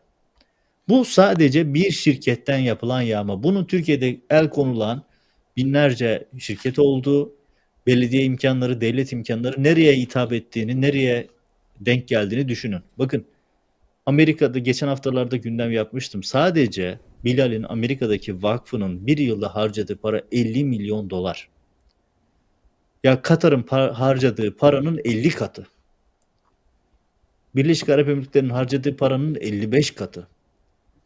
Bu network, bu trafik sizce bazı ülkelerin dikkatini çekmiyor mudur? Özellikle de Amerika'nın. Bence Evet. sormak lazım. Yani dikkatini çekmiyordur mu? Su fazla dikkatini çekiyor. Uluslararası takip sistemlerinin de dikkatini çekiyor bütün bu yapılanlar. Şimdi bunun adı çökme. Yani mafyatik düzen, normal hukuk sistemleri içerisinde olabilecek işler değil. Mafyatik bir sistem olunca da tabii bu işin sinir uçlarında hep o aktörler, o isimler oluyor. O aktörler ve o isimlere gelecek olursak Adem Yavuz Arslan. Abi Şimdi, başından bu yana Sedat Peker'e getiriyorsun, biliyorum. tabii Sedat Peker'e getiriyoruz. Seyircimize bir kapak verdik. Başından O kapağın beri altını Sedat Peker'e doldurmamız getiriyorsun. lazım. Sen kulislerini bir paylaşır mısın? Bir kulislerini Ankara'da ya da çevrede Yani şimdi kulağıma gelen şöyle, şeyler diyordun. Ankara'da bir kere anlatır geçen mısın? hafta Ona hani göre ben geçen de hafta başka bir zaten şeyler söyleyeyim. konuştuk kısmen. Konuştuğumuz şey şuydu. Evet. Mehmet Ağar meselesi üzerinden o yargı üyeleriyle beraber verdiği fotoğraf. Sonrasında bunun üzerine Süleyman Soylu'nun Erdoğan ailesi ve veliahtı kim olacak, işte veliaht tartışması üzerinden ortaya koyduğu tavra baktık. Sonra Alaaddin Çakıcı ile ilgili son dönem gündeme gelen haberler ve açıklamalar var. Bunun üzerine ister istemez o alemde neler oluyor sorusuna odaklanıyorsunuz. Orada neler oluyor sorusuna odaklandığınızda karşınıza çıkan en önemli figür, en önemli isimlerden birisi Sedat Peker. Sedat Peker'in Türkiye'deki özellikle 2016 başında ve 2016-15 Temmuz'a giden süreçte ve sonrasındaki o rolünü göz önüne getirdiğimizde siyasetin Türkiye'de arka bahçesinde gündem belirleme ve bu anlamda kamuoyunda bazı konuları alıp üstüne oradan ikna ve yol alma çabası konusundaki mahareti, yeteneği ortada. Son günlerde Sedat Peker'le ilgili olarak da işte başı sıkışan herkes Çare Peker yaklaşımıyla Sedat Peker'in ismi öne çıkıyor. Avukatı ön planda ve en son olarak avukatı Sözcü Televizyonu'na 6 ay önce bir anlaşma yapmış. Oranın hukuk danışmanı olmuş ve bunun üzerine Sözcü Televizyonu'nda dün biliyorsunuz görev değişikliği oldu. Yılmaz Özdil geldi. Yılmaz Özdil'in Kesin olarak gelmedi herhalde bildiğim kadarıyla. Nasıl? Hala bir rivayet diye biliyorum. Yok geldi. Orada sorun yok. Öyle mi? Geldi, tenkisatlar yaptı. Kendi yayın politikasına, tarzına dair. Şimdi buradan şuraya gideceğiz. Milliyetçi Hareket Partisi içerisinde Ali Ulvi Yönter 6 ay önce Sedat Peker'le Bahçeli'nin görüşmesini sağlamış ve Peker'in dönüşü için vakti zamanı geldiğinde demişti. Şimdi bugünün şartlarına baktığınızda adım adım Peker'in 6 ay önce, 7 ay önce, Nisan ayındaydı yanlış hatırlamıyorsam, Nisan ayından bu yana çizilen bir yol haritası var ve o yol haritasının da adım adım gittiği söyleniyor ve ister istemez bu Sözcü operasyonunu da üst üste koyduğunuzda Ankara'dan da aldığımız o kulislerin ben kendi kaynaklarım olduğu için güvendiğim isimler, Sedat Peker'in yavaş yavaş çantasını hazırlayıp biletini ayırttığı, tırnak içinde tabirle söylüyorum, bir sürecin başladığını ifade ediyor. Çünkü Türkiye'de özellikle Alaaddin Çakıcı ekseninde, Mehmet Ağar ekseninde, Süleyman Soylu ekseninde önümüzdeki günlerde farklı operasyonların, bunlara yönelik olarak operasyonların uluslararası güç dengelerinden kaynaklı özellikle uyuşturucu meselesine dair bazı hamlelerin gelebileceğini, dolayısıyla bununla ilgili Ankara'da bazı operasyonların çekildiğini ifade ediyor. Şimdi bu boşluğu, bu alanı dolduracak bir isme ihtiyaç var. Orada da en güçlü pozisyona sahip isim Sedat Peker Reis diye ifade ediliyor Adem Yavuz Arslan. Benim edindiğim bilgiler, çerçeve bu şekilde. Senin kafana yatıyor mu? Bunun arka planında böyle bir okuma yapmak doğru mu? Ya tabii yani senin gibi tecrübeli gazetecinin kaynaklarına bir şey diyemem ama benim nabız tuttuğum çevrelerdeki hava tam tersi. Ne gibi? Haftalar önce hatırlarsın burada ekranda anlatmıştım. Bahçeli'nin kendine yakın bazı mafya liderlerine ortalık karışık biraz seyahat edin dediğini. Bu yüzden de özellikle artık ismi de çok açığa çıktığı için Kürşat Yılmaz gibi isimlerin yurt dışına gitme hazırlıkları yaptığı, hatta bir kısmını çıktığı yönünde bazı kulisleri aktarmıştım. Nitekim birkaç gün önce gördünüz, Kürşat Yılmaz Hollanda'dan fotoğraf paylaştı. Ve dedi ki işlerim sebebiyle Kürşat Yılmaz'ın çalıştığı alanla Hollanda arasındaki ilişki de bayağı enteresan yani. Evet, işleri sebebiyle orada olduğunu söyledi. Böylelikle o açıklamalar da dikkat çekici. Hatta Kürşat Yılmaz'ın bu İtalya'ydı değil mi açıklaması Adem Yavuz Arslan orası? Hollanda'dan diye okudum ama bilmiyorum. Yani Hollanda'da Milano gördüm diye diye benim aklımda paylaşım kalmış yapmış. ama. olabilir. Yani Avrupa içerisinde bu şekilde dolaştığını gördük. Bir de Alaaddin Çakıcı'nın bu tartışmalardan sonra böyle nerede olduğu belli olmayan bir fotoğrafı yayınlandı. Bir yerde fotoğraf çekilmiş. Yani oradaki tablo çok da öyle süt liman değil. Ben Sedat Peker'in bu konjonktürde, Türkiye'deki bu atmosferde Türkiye'ye geleceğini düşünmüyorum. Dubai'de, Birleşik Arap Emirlikleri'nde rahatsız olduğunu duyuyorum. Hatta bir takım ciddi rahatsızlıkları olduğu, yerel yönetimle de yakın zamanda bir sıkıntısının olduğunu da duydum. Ve benim üzerinde çalıştığım konu şu anda henüz teyit edemedim. İspat değil, pardon. Teyit konusundayım. Ama son birkaç günde çok önemli gelişmeler yaşanıyor. Ben Sedat Peker yarın bir gün sürpriz bir şekilde Amerika'dan selam verirse şaşırmayacağım. Adem Yavuz Arslan, İlginç. altını çizelim biraz. Dur, bu çok önemli. Benim attığım başlıktan aldığım bu kulis notundan daha önemli. Sedat Peker dönüyor ama Amerika'ya mı Türkiye'ye mi? Ben Türkiye'ye dönmesini beklemiyorum. Biliyorsun Sedat Peker'in ilk evliliğinden olan oğulları vardı yanlış bilmiyorsam. Onlardan e, burada olanlar var. Onlar bir takım kalıcı hazırlıklar yapıyor diye duyuyorum. Bulunduğum çevrede bir takım temaslar yaptıklarını da duyuyorum. Ve buraya birkaç saat mesafede bir yerde esaslı bir alım yapıldığı yönünde bilgilerim de var ama henüz teyit aşamasındayım. Yani aslında ben bu konuyu hiç açmayacaktım. Belki haftaya kadar teyit edersem önümüzdeki programda fiyatı ve alınan lokasyonun da görselleriyle birlikte ekrana taşıyabilirim diye umuyordum. Sen haberi erken deşifre etmiş oldun ama bakalım. Henüz netleşmedi. Elinde patladı Adem. Yok ama büyük haber patladı. Yok, o haberin Gerçekten elinde patladı. detayları önemli ve kıymetli Adem Yavuz Arslan. Yok, gerçekten Evet, haberi ama bak şöyle patladı. söyleyeyim. Bakın bir şey söyleyeceğim. Yani bu hadise, şu anlattığım hadise bir trafik. Ama henüz sonuçlanmış bir şey değil. Yani birileri onun adına buralarda temaslar içerisinde bir takım Ya pozisyonlar o zaman ayarlama şu içerisinde. iki kulis bilgisi de kesişiyor aslında. Yani ben tam Hayır adres... yani Sedat Peker bir kere yerinden oynuyor. bulunduğu yerde rahat olmadığı, özellikle oğluyla ilgili bir takım sorunlar yaşadığını biliyoruz. Ama buradan hareketle ben Türkiye değil de daha çok bu taraflara gelmesini bekliyorum. Yani sizin orada daha çok haber çıkar, daha çok yayın çıkar iş açısından baktığında. Bizim buraya zaten geleceği yok.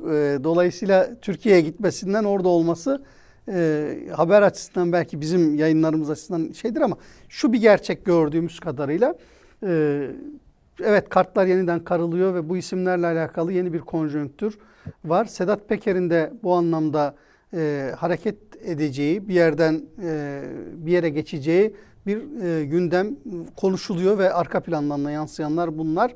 Bunun altını çizmekte fayda var. Burası Türkiye mi olur? Ben MHP kaynaklarından edindiğim bilgiler o yöndeydi biraz. MHP'liler bir anlamda gelmesini istiyorlar Sedat Peker'in. Yani MHP içinde bu anlamda bir ekibin çalıştığını söylüyorlar. Ve Türkiye'deki şu anki o mafyatik yapının ya da ne diyeyim gayrimeşru alemdeki racon kesmelerin Sedat Peker'in olduğu bir atmosferde Türkiye açısından daha iyi olacağını düşünüyorlar. Bir yaklaşım var. Senin o diğer bilginle de beraber baktığımızda önümüzdeki günlerde göreceğiz. Doğan Ertuğrul, Adem Yavuz Arslan bir şey ekleyeceksin herhalde. Söyleyeyim, bir not düşeyim. Bakın şöyle ki, şimdi kriminal adamların kafası bizler gibi çalışmaz. Onların kafası başka türlü işliyor. Mühendislikleri farklı. Şimdi birileri özellikle de Washington civarında Peker adına bir takım temaslar yapıp bir takım trafikler yürütüyorsa buradan şunu da anlayabiliriz. Aslında niyeti buraya taşınmak değildir ama hedef şaşırtmaya çalışıyordur. Başka bir yere taşınacaktır. Ama net olan bir şey var. Senin kulislerin, benim bir takım bilgilerim, kulisin ötesinde bir takım trafikleri biliyorum şu anda. Bir şeyi işaret ediyor. Yani bulunduğu yerde durum pek parlak gözükmüyor. Hani özellikle onun adına birileri buralarda dolaşıp bir yerleri alma, yer yapmaya çalışma temaslarındaysa belki de hedef şaşırtıp başka bir bölgeden de çıkabilir. Ama burada onun adına birilerinin bir takım temaslar yaptığını, hatta son günlerde bu temasları sıklaştırdığını biliyorum. Şimdi Doğan Ertuğrul, Türkiye-Amerika tartışması bir yana, yani sonuç itibariyle önümüzdeki günlerde göreceğiz. Bu iki şeyde de ihtimalde de Sedat Peker karşımıza özellikle son günlerde Türkiye'deki işte bu hareketlilikle beraber muhalefet cephesindeki o medyadaki el değişikliğini de göz önünde bulundurarak Sözcü'deki ve Yılmaz Özdil'in Sözcü'nün başına geçmiş olma etkisini. Çünkü Yılmaz Özdil aslında Sedat Peker'le çok da ilişkisi olmayan, kötü ilişkisi olmayan bir isim. E, Abi çok yakın ya. Kötü ilişki çok diplomatik bir Evet, ifade. evet. Kanka Ya tabirim yani. Yani Tabii. dolayısıyla hani acaba gölge patron mu oldu, ortak mı oldu, gizli ortak mı oldu tartışmasını ortaya çıkardı ama şimdi bu fotoğrafa biraz da oradan bakınca Sedat Peker'in bir Türkiye'de yıldızının bu kadar yeniden yükselmiş olması, bir medya grubunun gizli ortağı olarak artık adının geçmesi ve yayın yönetmeninin, medya grup başkanının daha doğrusu atandığı ismin özellikle Sedat Peker'le olan bu yakın ilişkisi dikkate alındığında bu fotoğraf ne söylüyor? Vallahi öncelikle çok mahcup hissediyorum. Sedat Peker'le ilgili ikinizde var olan kulislerin hiçbirisi bende yok. Bilgi de yok. O nedenle çok dikkatlice dinlemeye çalıştım. Birincisi bu. İkincisi Doğan e, Ertuğrul bu arada Yılmaz Özdil'in kitabı Son Cüret, Sedat Peker'in o hani subliminal mesajlar içeren 2021 yılında gündeme damgasını vuran ifşalarının objelerinden birisi olarak da kullanılmış. Rejideki arkadaşlar bunu da evet. getirdiler ekrandan. Onun da altını çizelim. Senin değerlendirmene. Mahcubiyet gerektirecek bir şey yok. Çok biz esas kendimizi böyle haftalardır senden aldığımız kulislerin yanında azıcık biraz böyle Yok, karizmayı düzeltelim diye Doğan Ertuğrul yapıyoruz, çabalıyoruz. yok, rica ederim. Şimdi şöyle, başta söylediğin kısım bence önemli. Çare Drogba'yla biz biliyorduk. Yezi'den itibaren Çare Sedat Peker. Çünkü malum şeyle söyleyeyim. Minguzi davasına avukat tayin etti. Minguzi davasına bir de Papa dahil olmuştu. Dikkatini çekelim, böyle üst düzey bir dahil olmaktı. Sedat Peker'in geçen hafta çok güzel bir açıklamasını gördüm ben. Şey diyordu. Türkiye'deki mafya yapılarıyla devlete tam ifadeyi aşağı yukarı hatırladığım kadarıyla söylemeye çalışayım. Devlete Türkiye'deki mafya yapılarıyla mücadele etme çağrısı yapıyordu Sedat Peker. Sedat Peker devlete Türkiye'deki mafya yapılarıyla mücadele çağrısı yapıyordu. Bu muhtemelen kendisi artık üst düzey, üst perdeden ve artık mafya filan değil. Hani mafya diyorlar filan diyordu ama öyle değil. Ben Sedat Peker'i çok takdir ediyorum. Şu nedenle takdir ediyorum. Doğru ata oynamayı biliyor. Yani şöyle bir şey söyleyebilirim. Şeye gittiği zaman, emirliklere, Birleşik Arap Emirlikleri'ne gittiği zaman da o zaman iade edilir mi? Türkiye ile arası kötüydü. Emirliklerle Türkiye arayı düzeltirse, Erdoğan düzeltirse iade edilir mi? Devletin içerisinde bir yerde himaye almadan, Türkiye'den bir himaye almadan bunların yapmasının mümkün olmadığını ben düşünüyordum ve emirliklerin de öyle kolaylıkla iade edeceğini zannetmiyordum. Hala aynı şeyde düşünüyorum. Eğer yerinden oynarsa ki pekala mümkün. Taşlar bu kadar yerinden oynarken Sedat Peker'in yerinden oynaması bence sürpriz olmaz. Hele bu Sözcü TV meselesi çok çok enteresan bir mesele. Şey geliyor aklıma, bir tripoda yenileceksiniz, bir kameraya diyordu. Tripod ve kamerayla yetinmeyip bir televizyonla devam edebilir oyununa. Sedat Peker gerçekten şaşırtıcı olmaz. Yılmaz Özdil de tam o ayarda, yani aynı çizgide devam eden bir isim. Ortak özelliği bilmiyorum tabii, şu ana kadar en azından ben hatırlamıyorum. CHP ve Özgür Özel'e dair bir şeyini görmüyoruz ama rejimin istediği muhalefet ve Kılıçdaroğlu çizgisi, hayır Kılıçdaroğlu çizgisi demeyeyim. Özgür Özel'in şu anki konumuna karşı en sert muhalefeti yapan isimlerden birisi. Bu Yılmaz Özdil'in Sözcü TV'nin başına gelmesi Erdoğan'ın çok böyle güle oynaya karşılayacağı bir durumdur. Eğer karşılıyorsa, tezgahlamamışsa ki pekala mümkün. Böyle olmasını sağlamış da olabilir. Sedat Peker eğer gerçekten oyuna dahil olmak isterse, olursa, Türkiye'deki şartlar oyuna dahil olmasını gerekli kılarsa epeyce karışabilir. Çünkü ne biliyoruz biz, yakın döneme kadar Türkiye'nin yaşamadığı bir şeydi. Yahu bütün medyalar, televizyonlar, gazeteler, siyasilerin açıklamaları falan her şeyi unuttuk. Kurtlar Vadisi döneminde, ondan önce 70'li 80'li yıllarda Sular Seller gibi izlenen diziler döneminde aynı şeyi yaşamıştık. Sedat Peker video yayınladığı zaman sokaklar tenhalaşıyordu. Herkes ona bakıyordu. Çok şey bildiği, o şeyi bir hedef istikametinde kullandığı çok belli. Sedat Peker eğer şundan daha fazla oyuna dahil olmak isterse bence epeyce şeyi değiştirebilir ve Adem'in sözünü ettiği şey önemli. Eğer Bahçeli kendisine yakın olan ve yeraltı dünyasıyla, gayrimeşru alem demiyoruz artık onlar yeraltı dünyası. Artık onu bile demiyoruz değil mi yani işte iş adamları diyoruz. Bugün baktım Bilal Erdoğan'la ilgili de iş adamı ifadesi kullanılıyor. Sedat Peker Bahçeli'ye yakın isimlere yurt dışına çıkın çağrısı yapmışsa bu ne anlama geliyor? Efendim iktidar içerisinde İçişleri Bakanlığı üzerinden bunlara bir operasyon gelecek demek değil mi? Mafya çatışmasından söz etmiyoruz burada. Çünkü Sedat Peker direkt olarak bu iktidarın süslü sülü dediği Süleyman Soylu'yu hedef almıştı. O dönemde Sedat Peker'e çok laf etmeden Bahçeli Süleyman Soylu'ya sahip çıkmıştı. İçişleri Bakanlığı'nda bir değişiklik olmayacak tartışması yapılıyor. Zaten değişiklik olacaksa bu nedenle olacak demektir. Yani Bahçeli'nin üzerine Erdoğan kanadı gitmek istiyorsa böyle bir şey yapıyor olabilir. Böyle bir durumda ben de Türkiye'ye gelmesinin çok olası olduğunu düşünmüyorum. Bu arada gözden kaçıyor. Gerçekten gözden kaçıyor. Bugünkü şeyde bile vardı. Tolga Şardan'ın yazısında vardı. Emniyet Genel Müdürlüğü'nde polis müdürleri birbirini doğuruyorlar. Ülkeye bakın. Yani ekipler savaşları, gruplar savaşları falan birbirlerini doğuruyorlar ve hiçbir şey olmamış gibi konuşuyoruz biz. Eğer gerçekten İçişleri Bakanlığı'nda bir değişiklik olacaksa İçişleri Bakanlığı'nda yeni tasfiyeler ya da mafya gruplarına ilişkin yeni operasyonlar bekleme ihtimali var. Şu anki durumda olabilir. İçişleri Bakanlığı'ndaki atamalardan Bahçeli'nin rahatsız olduğu, polis müdürleriyle ilgili atamalardan rahatsız olduğu söyleniyor. Eğer bu çizgide devam ederse Bahçeli'yi ortağını sıkıştırmak için Erdoğan böyle bir şey yapıyor olabilir. Böyle bir durumda Sedat Peker nasıl pozisyon alır Allah bilir ama kendisi için çok doğru pozisyon alacağına en küçük bir tereddüdüm yok.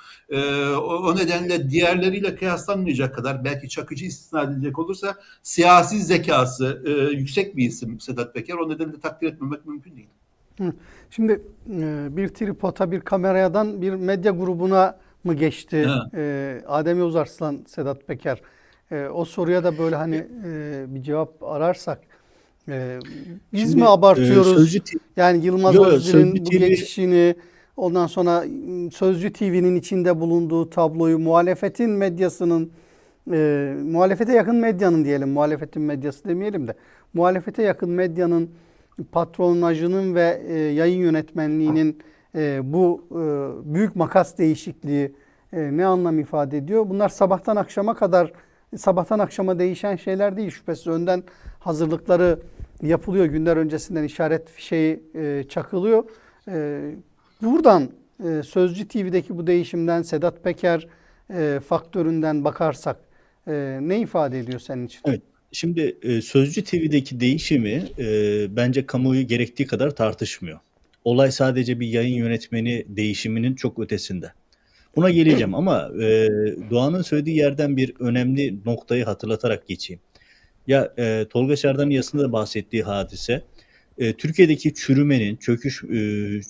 çürümenin hangi boyuta geldiğini göstermesi açısından çok kritikti. Emniyette yani müdürler artık ekipler birbirine silah çeker noktaya geldi. Savcıların baron, emniyetçilerin kurye olduğu bir Türkiye. Şimdi bu hepimizin hayatına dokunan, geleceğimize de dokunan bir konu olduğu için bu sadece bir bürokratik mesele değil. Güvenlik bürokrasisi herkesin hayatına dokunan bir yer. Telefonu arayıp 155 çevirdiğinde, hala 155 mi bilmiyorum Türkiye'de, Amerika'daki 911'in karşılığı neyse Türkiye'de, onu çevirdiğinden itibaren hayatına dokunan bir yer. Buna bir parantez daha açayım. Sosyal medyada çok konuşuldu da bir tane eski savcı var. FETÖ davalarında çok konuşmasıyla bilinen, sürekli ekranlarda iktidar medyasında demeçler veren savcı Mehmet Demir diye birisi vardı. Geçen gün gazeteci Ali Tarakçı'yı seni kovarım buradan falan diye böyle histerik açıklamalar yapıyordu. Ya o açıklamaların bu savcı bir prototip, tek başına bir savcı değil, herhangi bir şey değil. Adamın 800 bin euroyu İranlı bir dolandırıcıya kaptırması, sonra Galip Öztürk'ten rüşveti, şuyu buyu, HSK soruşturuyorken hop 17 Aralık oluyor ve Adam iktidarla anlaşıp bütün soruşturmalardan kurtuluyor. Arkasından da başsavcı vekili yapıp soykırım gibi işler yapıyor. Ne gibi? Yani hani cemaat davalarını falan geçtim bir taraftan. Kılıçdaroğlu'nu ifadeye çağırmıştı ya parti genel başkanı iken o savcı. Yani biz bunları isimleri konuşmadan ya da sistemi bütün boyutlarla ortaya koymadan Türkiye'deki siyasi gelişmeleri doğru analiz edemeyiz. Hani bu hadisenin Sedat Peker'le de doğrudan ilgisi var, mafyatik yapılanmalarla da ilgisi var. Böyle savcılar, böyle polis müdürleri olduğu için Türkiye'de bu kadar pervasızlık zirveye çıkmış durumda. Şimdi Sedat Peker'in ve Sözcü'nün ilişkisine gelince. Şimdi burada kritik olan nokta şu. Ya Yılmaz Özdil kim? Yılmaz Özdil Türkiye'deki ulusalcı, katı ulusalcı, biraz da Ergenekon'a yakın olan derecedeki anti-Kürt, anti-Müslüman, anti-Avrupa Birliği, anti-Amerikacı olan bir kitlenin dile gelmiş hali.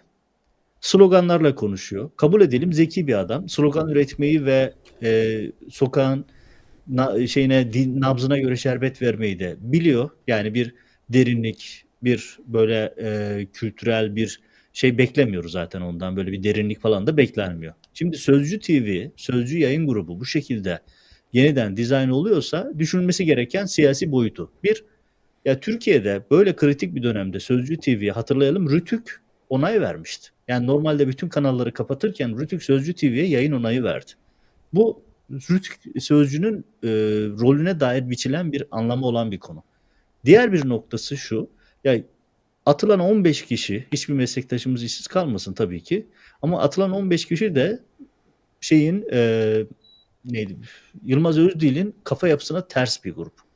Ve Yılmaz Özdil aynı zamanda Kılıçdaroğlu çizgisinde bir CHP isteyen birisi. Özgür Özel'e İmamoğlu'na muhalif. Yani Özgür Özel'e tipi dip diyen adam bu. Ve hani o Uludere'deki kaçakçıların ölümüyle ilgili ya da işte başka konularla ilgili utanç verici yazıları da var. Onları bir kenara koyuyoruz. Eğer böyle bir değişim söz konusuysa bunun arkasından emin olun yarın bir gün sürpriz bir şekilde bir bakmışız ki Yargıtay Başsavcısı CHP kapatma davası bile açabilir. Ya da mutlak kayyum davası bir şekilde istinafta başka türlü dönerek bir formülle önümüze bırakılabilir. Yani bu muhalefeti dizayn etme operasyonunun bir parçası olarak okuyorum ben Sözcü'deki yaşanan gelişmeleri.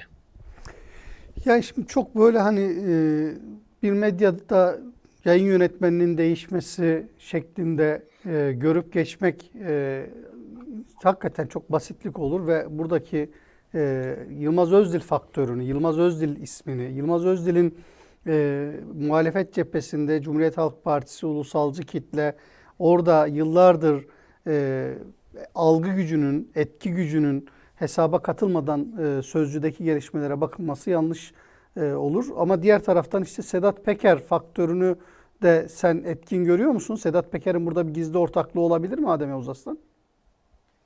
Yani olmasına gerek yok ki. Ben Sedat Peker yerinde olsam bunun için para da harcamam. Zaten Yılmaz Özdil cepte, yani Sedat Peker için hiçbir şey yapmasa da Yılmaz Özdil zaten bütün varlığını Sedat Peker'e armağan etmiş birisi. Yani Star Gazetesi'ndeki dönemlerinden başlayın bugüne kadar Sedat Peker'le ilgili yaptıkları, Sedat Peker, sadece Sedat Peker değil.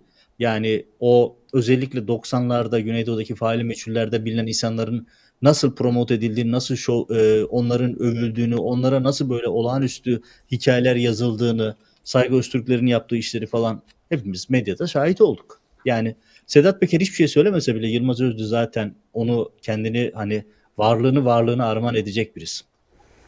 Yani şimdi son 5-6 dakikamız Doğan Ertuğrul. Adem Yavuz Arslan da program kaçta bitecek ona göre bir randevum var demişti. Sözümde durayım. Onu Ya hemen bana atma, ben uzatırım programı. Yani programı da vaktinde hani tamamlamak adına biraz böyle süreyi şey yapıyorum. Biraz da erken başlıyoruz yol alalım diye, erken yayına başlayan yol alırmış diye. Şimdi biz 2 tane kulis bilgi verdik birbiriyle örtüşen. Birisi Ankara'dan, MHP'den, diğeri işte Adem Yavuz Arslan Amerika'dan, Sedat Peker'in bulunduğu yerden hareket edeceği ve bir yere gideceği şeklindeydi. Birçok konuyu konuştuk. Ama haftaya damgasını vuran sözlerden birisi geçen hafta Özgür Özel'den geldi. Celladına aşık olma, Stockholm sendromuna vurgu yaparak söyledi. Türkiye'nin bu hani anlattığımız fasafiso diyor Devlet Bahçeli açıklamasında. Fasafiso anlamsız şey demek, yani hiçbir anlamı olmayan şey demek. Şimdi bu anlattıklarımızın, konuştuklarımızın normal siyaset denkleminde, sosyoloji denkleminde çok da fazla karşılığı yok gibi teoride şey yapıyoruz ama pratiğe döndüğümüzde işte Türkiye'deki siyaseti en iyi okuma yöntemlerinden, adresini sürme yöntemlerinden birisi Sedat Peker'in hamleleri. Çünkü Sedat Peker herkesten önce o kokuyu alıyor, ona göre pozisyon alıyor ve biz siyasetin gittiği yeri görme konusunda da önemli bir işaret fişeği olarak oradan bilgileri, kulisleri duyabiliyoruz. Şimdi Özgür Özel'in o sözüyle bakarsak Türkiye'de senin de az önceki yaptığın analizlerde altını çizdiğin o 50 yıldır değişmeyen figürler, isimler değişse de figürler aynı karakterler bu oyunda hep yerini koruyorlar. Şimdi oradan baktığında bu celladına aşık olma, Stockholm sendromu DEM Parti'ye söylemediğini, DEM Partileri tam kastetmediğini söyledi ama Türkiye gündeminde bu cümle ne ifade ediyor? Haftanın Açık Görüş programının son değerlendirmesi olarak da bunu ele alalım birlikte. Yani bayağı ağır bir yük bu. Ben Özgür Özel'in performansının çok dikkatli izlenmesi gerektiğini düşünüyorum. O konuşma da önemli bir konuşmaydı. Son 2 yılda 3 defa genel başkan seçildi CHP'ye. Düşünün. Ülkenin geldiği hale bakın. 3 defa genel başkan seçildi ve başından itibaren CHP'yi dağıtma, parçalama, CHP'nin 3 tane önemli ismini birbirine düşürme siyaseti güden rejim, Erdoğan rejimi CHP'yi yakın zamanında tarihinde olmadığı kadar birleştirdi. O köşeli ifadelerin de çok önemli olduğunu düşünüyorum. Ben celladına aşık olmak ve Stockholm sendromu DEM Parti'ye söylenmişti muhtemelen. Daha sonra bunu DEM Parti'yi üzmemek için tam onları kastetmedim dedi ama DEM Parti'nin durumu maalesef buna epeyce uyuyor.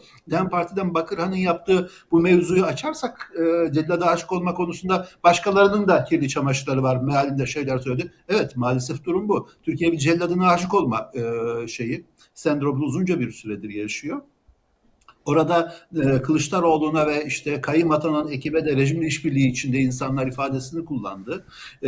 Gelinen aşamada şeyi görebiliriz. Tabii ki Türkiye'nin muhalefetinin önünde Adem biraz önce söyledi. Muhalefeti dizayn etme, muhalefete diz çöktürme stratejisi güttü. Bütün hedefinin bu olduğu çok belli. Çünkü Erdoğan'ın kafasında ya da Cumhur İttifakı'nın ortaklarının birlikte kafalarında inşa etmek istedikleri rejimi kendilerine uyumlu, mutedil bir muhalefetle CHP olmadan yapamayacakları çok belli.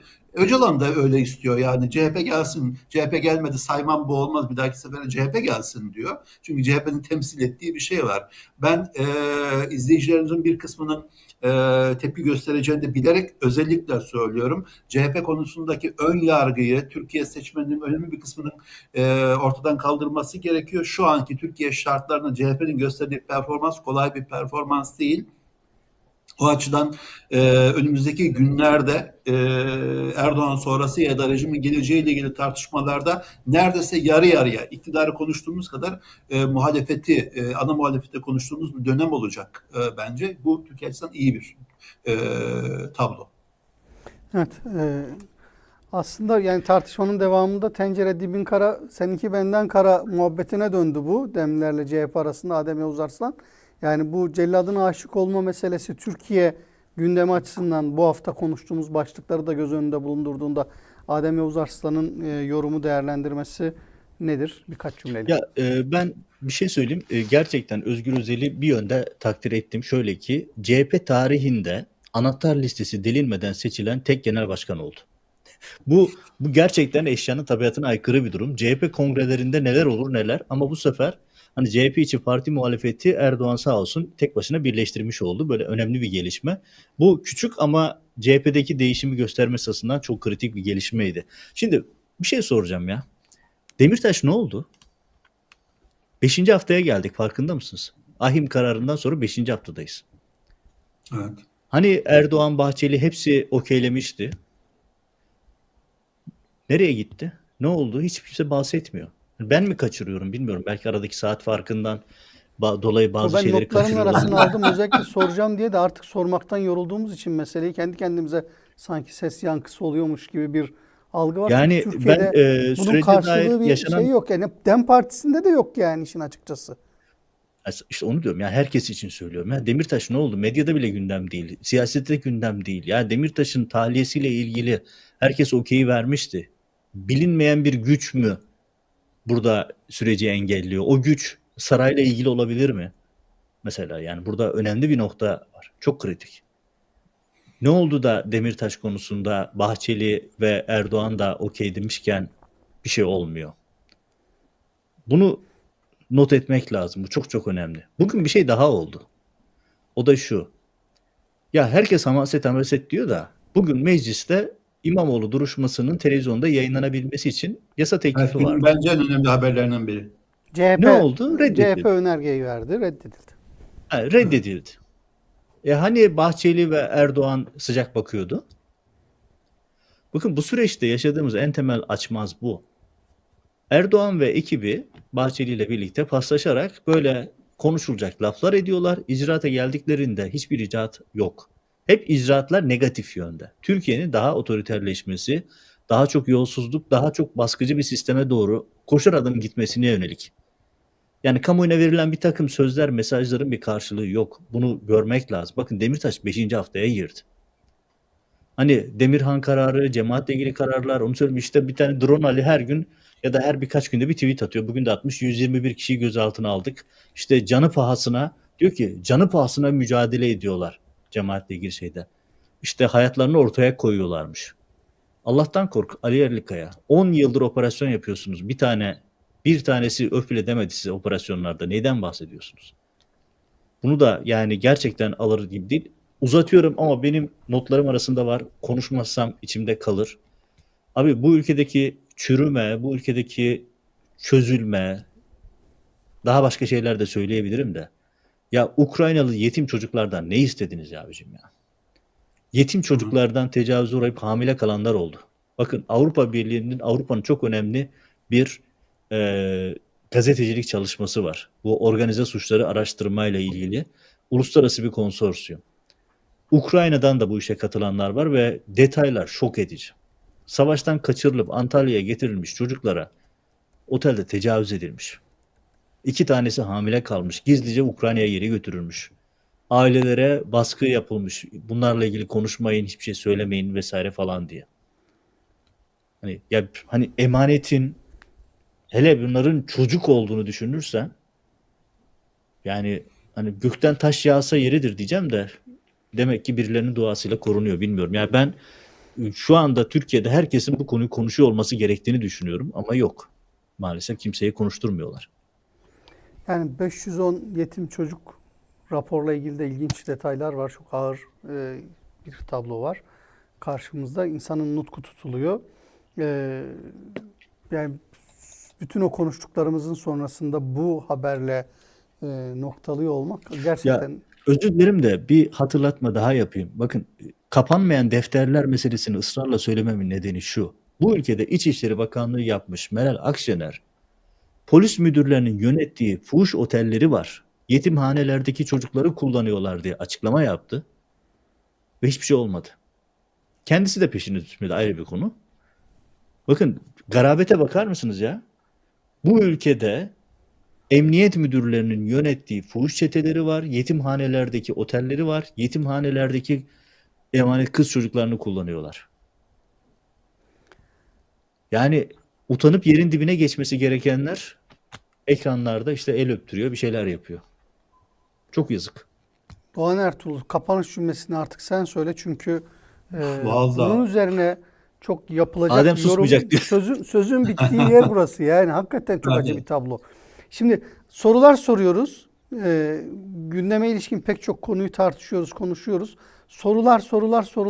Soruların muhatabı olan kişilerin ortaya koydukları vurdum duymaz tavırlar, işte fotoğraflar, görüntüler görüyoruz.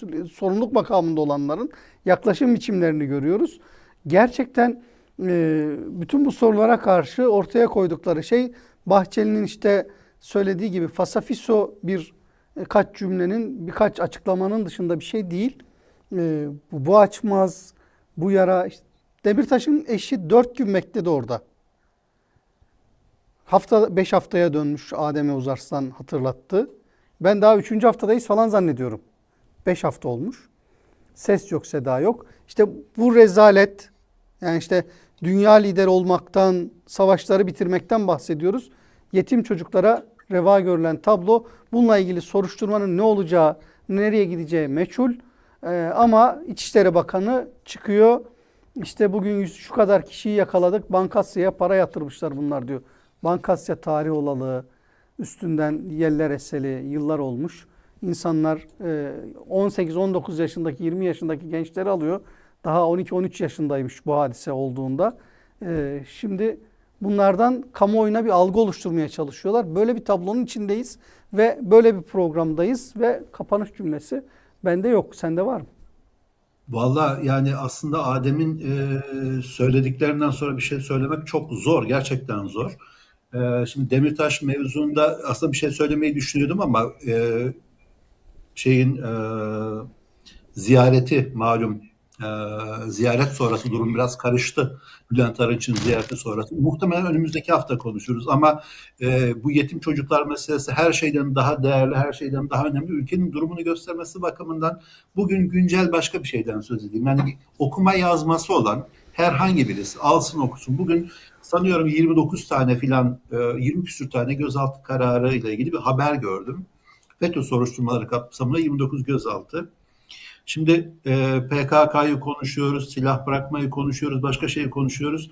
Haberin metninde bu kişiler, kamu görevlileri var, emekliler var, ihraç edilmişler var filan. Kamu şeyi yapılanması filan demişler. Örgütsel hatlarla telefon yapmak, telefon görüşmesi yapmak. Örgütsel hatlar. Örgütsel hatlar arkadaşlar. Örgütsel hat nasıl bir şey olabilir mesela yani? Hangi telefon hattı, şebekesi, telefon cinsi örgütseldir, ötekisi değildir mesela? Bunu ne kadar çok haber metnine, soruşturma metnine örgüt filan gibi şeyler koyarak yapıyorlar. Yine artık haber değeri bile kalmadı. Ajanslar yapıyorlar. Konuya hassas insanlar bile maalesef hassasiyetlerini kaybettiler. 20 küsür gözaltı kararı daha var bugün. Örgütsel hatlarla görüşme yapmak filan gibi suçlamalarla. O nedenle şeyi söyleyeyim yani Türkiye çok vahim ve çok ağır bir çürümenin içerisinde. Uçurumun eşiğinde ne kadar yuvarlanmadıysa daha umarım daha beter olmaz ama vahim olan şey bir süre daha vahime betere gidecek gibi görünüyor. Belki şeyle ilgili söyleyebiliriz. PKK süreciyle başladık. Ben onunla bitirmek isterim. PKK'nın müzakere sürecini bir model olarak görelim diyen başka toplum kesimleri varsa hayırlı olsun. Buyurun işte PKK'nın müzakere sürecinin geldiği yer budur. Bu rejimle ancak böyle müzakere edilir. Diyerek bitireyim. Daha fazla bir şey söylemeyeyim. Yani teşekkür ediyorum. Ağzınıza yüreğinize sağlık. Çok önemli tespitlerdi, önemli bilgiler ve kulis notları aktardık. Ama rejiye de son dakikada teşekkür ediyorum. Benim kapanma cümlesi bulmakta zorlandığım bir anda bunların hiçbiri fasafiso değil, buz gibi gerçekler diye attılar alt başla. Güzel. Gerçekten buz gibi gerçekler, yüreğimizi yakan gerçekler, acı gerçekler. Faturası ağır gerçekler. Çocukların, annelerin, kadınların, yaşlıların, masumların ödediği gerçekler.